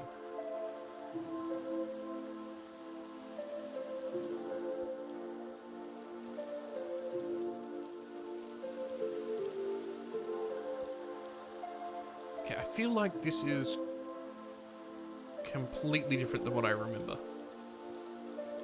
But we will go this way for a while.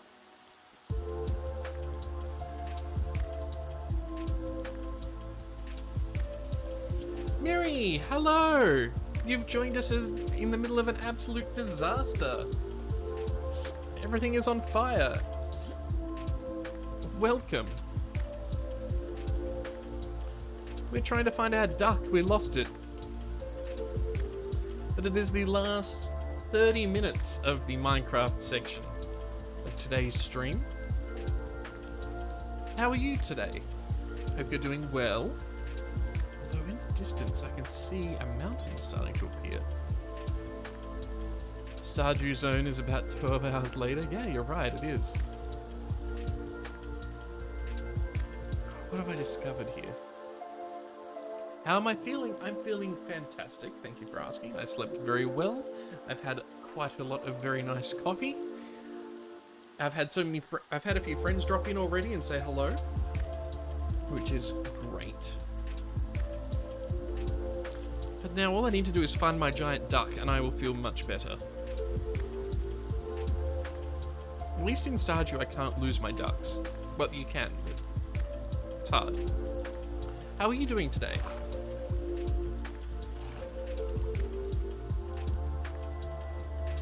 Let's see. See, I'm pretty positive we're supposed to be at negative 1200. I just can't remember if we're positive or negative. Well, we've gone from 700 down. So it must be negative 300? How's the mead going? I am yet to make more. Hello, please don't shoot me. Ow. I'm a hero. Hardly, Mary. It could be more than 24 hours if I get, like, subscriptions and things come through. It could be a lot more. We already added 10 minutes to the clock today. And for those who have joined us, as a side note, if you put in !subathon, it'll give you a little rundown of what different things do. And for every 500 bits that come through, there is a spin the wheel thing that will happen, which causes all kinds of stuff to happen to me.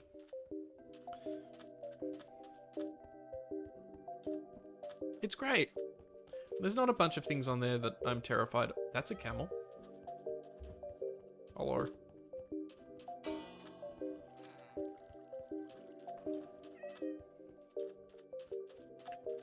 Gentlemen.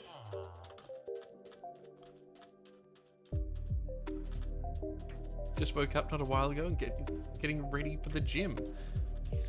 It's already more productive than me. I've just sat on my butt for the last 4 hours.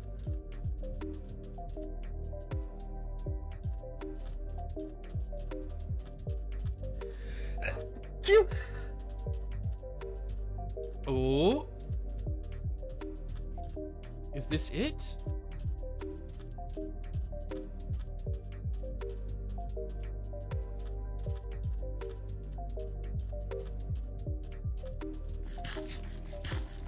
Could this be it? Thank you, everyone. Yeah, nope. Have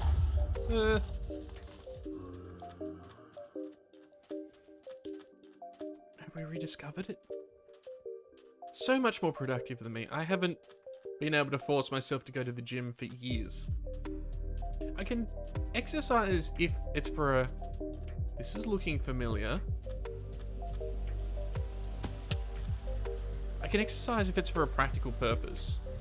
But going to the gym and lifting weights or doing cardio...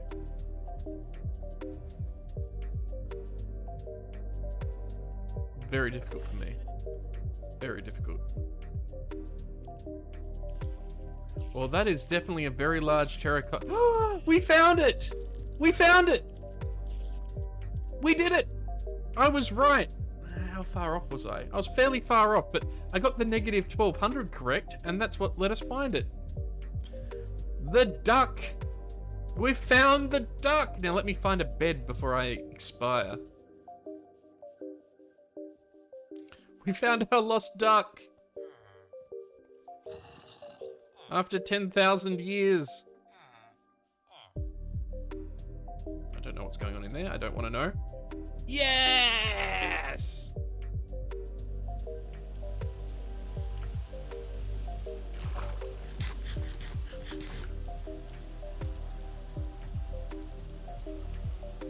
Our millennia-long journey is at an end.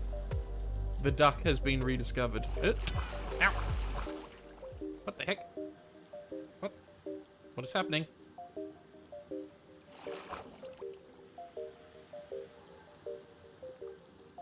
Is everything fine? Okay. Alright, time to throw a villager out of a bed. Damn it.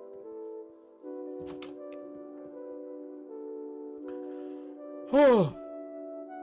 Oh!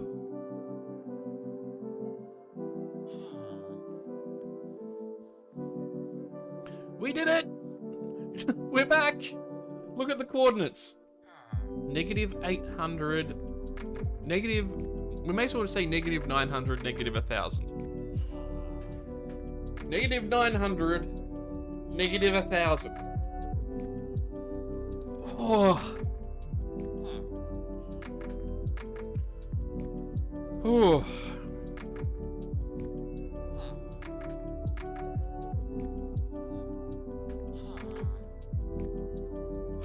All right. The world is fine once again.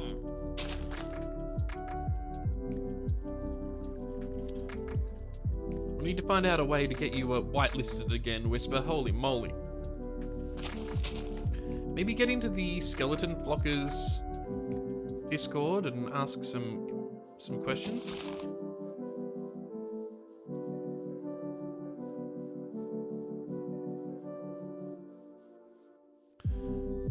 You're going only because you work from home and sit the whole day. Your body is like a grandma body. You were into sport your whole childhood. Migration got me, so you stopped training.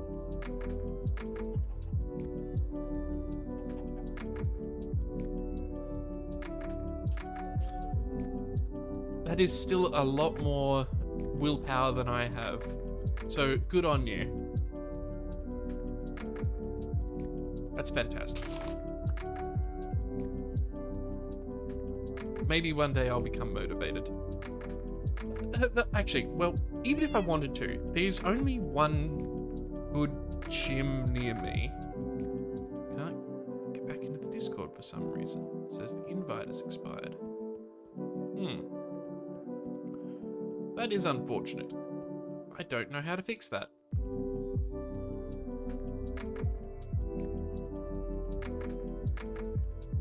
Hopefully, Shal will drop in at some point, and we can have a conversation about that.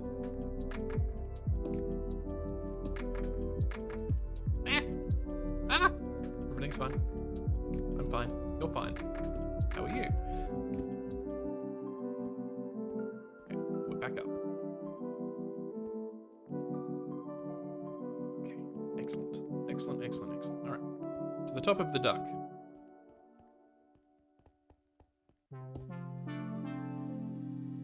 Don't panic. Me panic? Ever, Raw? I wouldn't do. It wouldn't dream of such a thing. Panicking. You ever known me to panic? I am Zen. I'm the essence of calm. Some days I think that I'd be better suited with a VTuber model, so that when I say things like that, I can just hit a button and have all my limbs fly off or something. Same for you. You don't really like the gym you're going to, but there's not many options. Yeah, there's the gym that's here that is good is very how to put this. It seems very bro-y. It seems very like gym bro kind of central, which is really not my vibe.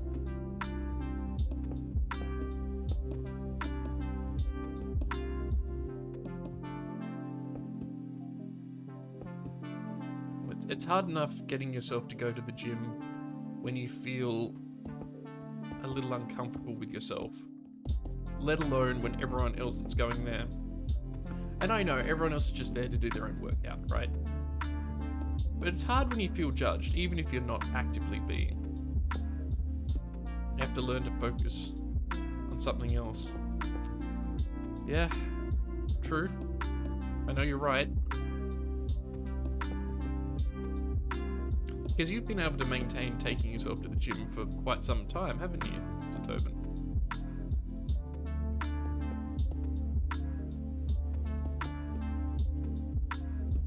Because you started going to the gym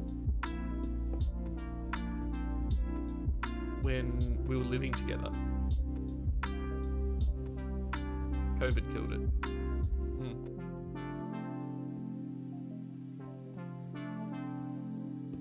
But you're going again. Ah, cool. everything's fine.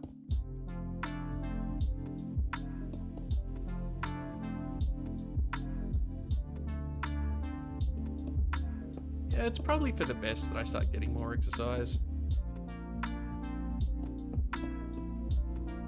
And I'll walk, even if it's just like get a dog, get a friend or partner to go with you. Yeah, true. The only other one that's here is a CrossFit gym. And those guys are weird. No offense if you do CrossFit, but so many CrossFit people are just a little bit off.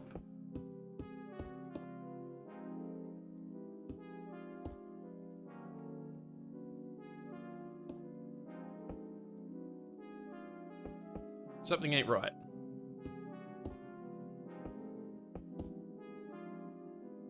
Maybe try hiking? It's a cult, not exercise. Cool. Well, at least I figured that out. You'd think as someone who's running a cult, apparently, I'd be able to figure that one out. I mean, there's a lot of good walking tracks, and I have some good excuses. I've got plenty of other cameras that I've been repairing. Come climbing with you? That's true. You have been trying to invite me multiple times.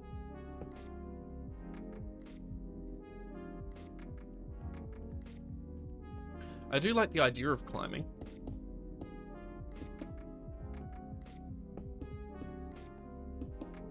I think a lot of the problems I have with exercise come down to, if anyone watches the Mighty Car Mods channel, I think it was posted on their second YouTube channel, and one of the main guys on there, Moog, talks about how as a kid he tried to avoid sport as much as he could because he wasn't any good at it, and then because he never did it, he wasn't any good at it, right? Like, these things become self-fulfilling prophecies. And then, of course, kids can be pretty rude, especially to other kids who aren't good at things. So, not only is it self-fulfilling, but socially, you don't want to engage in it. Wait. Somebody snuck in. Hello. How are you doing?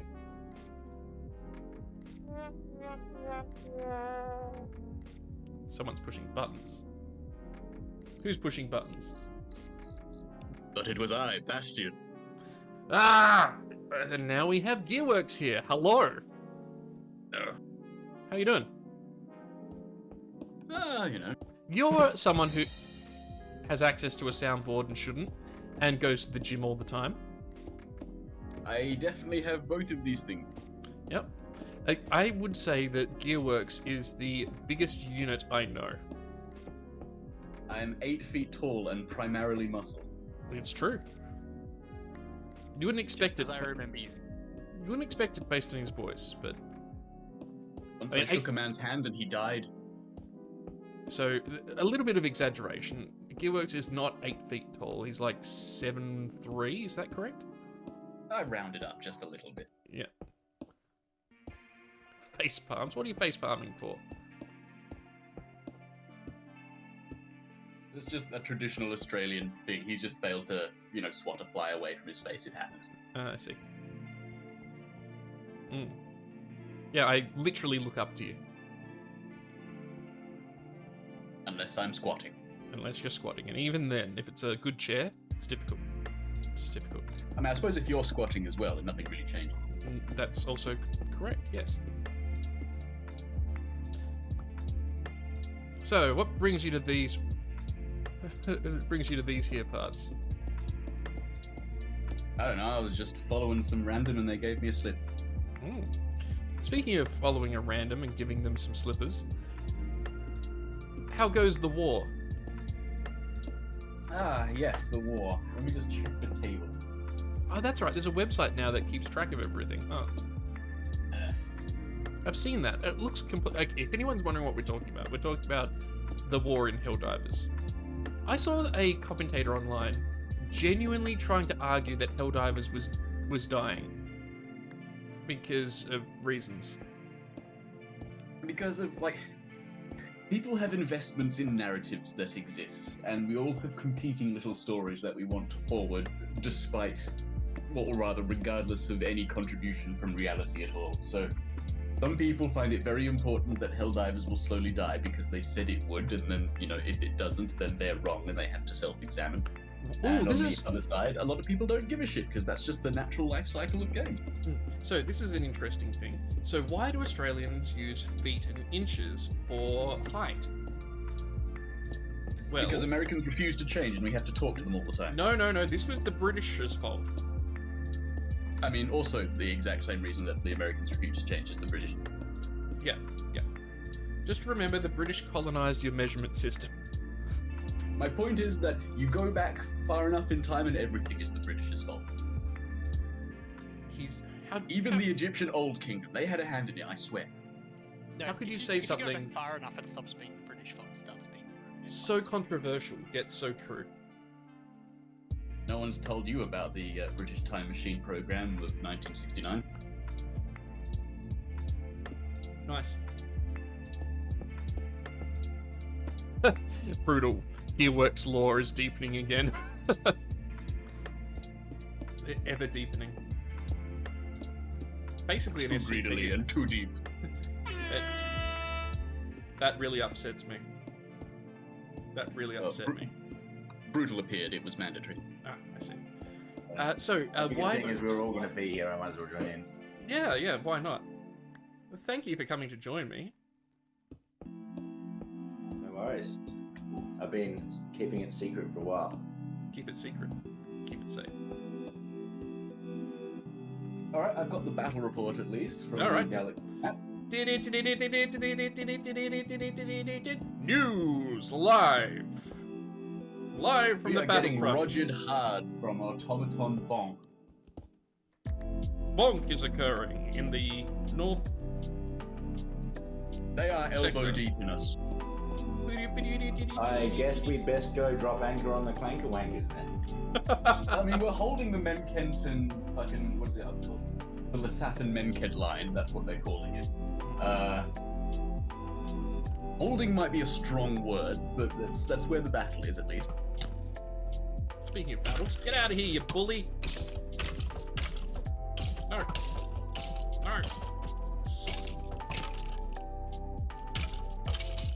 Okay. Well, Just I'm online watching and waiting the for you guys. Oh, hell yeah. Well, best of luck, gentlemen.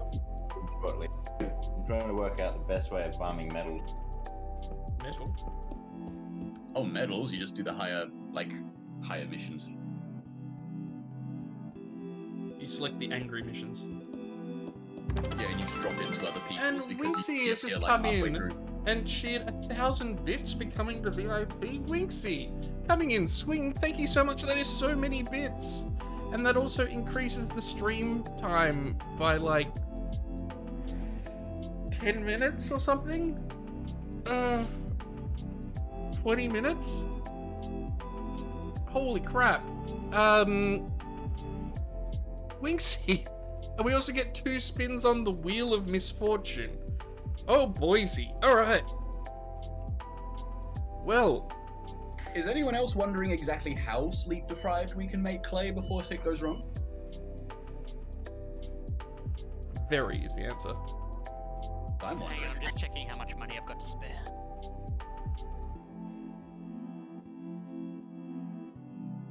I have to send off some invoices actually, just to be right about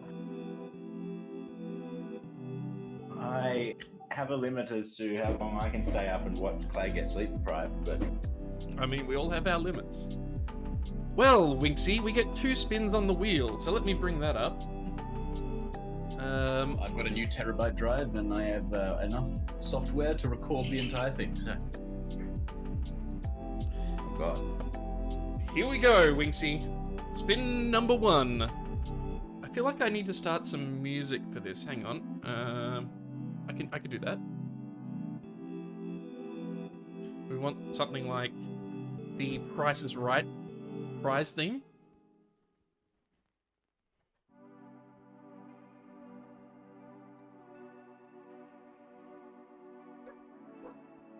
I've got the Homeworld soundtrack on and you're muted, so it's kind of trippy. Well, maybe this is it. Let's try this. Please don't play an ad. And Come is on. it just me, or has YouTube like doubled the amount of ads they're showing? YouTube has doubled the amount of ads. Yeah. That's definitely what I'm after. Fucking inconsolable. Those Oh, studies that are coming out being all like, yeah, actually, it seems like there's a threshold by which if you show someone an ad about something, they're less likely to patronize the business being shown. And Whispers come in with another 200 bits, increasing the stream for another 4 minutes. Thank you so much, Whisper. And let's spin the wheel of misfortune. And another spin on the wheel, thanks to Princess Kitty. Ah, shit. I'm just saying, if we can get it up to like 160 hours, then we can get Clay a full-time job. The winner is hot sauce time for the first spin. Shit. You gonna drink it the manly way? Yeah, I am going to drink it the manly way. Let's find out exactly what I'm in for, though. There's 3 spins here. Hot sauce time, followed by shirt change. Okay, I'll have to find a shirt.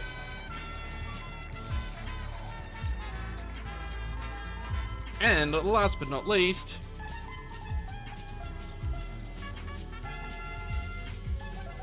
cheese! Alright, so I'm gonna go find the cottage cheese,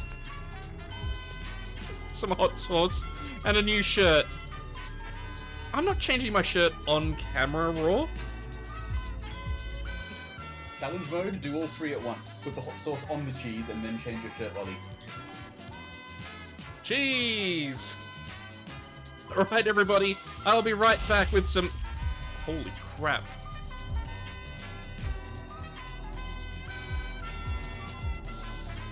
I'll be right back with some hot sauce, some cheese, and a new shirt. I'll see you all in a couple of seconds. I'll be right back. You'll keep them... You guys can keep them entertained. You got this. I have this horrible feeling I'm going to need a lot of coffee for this. I'll be right back.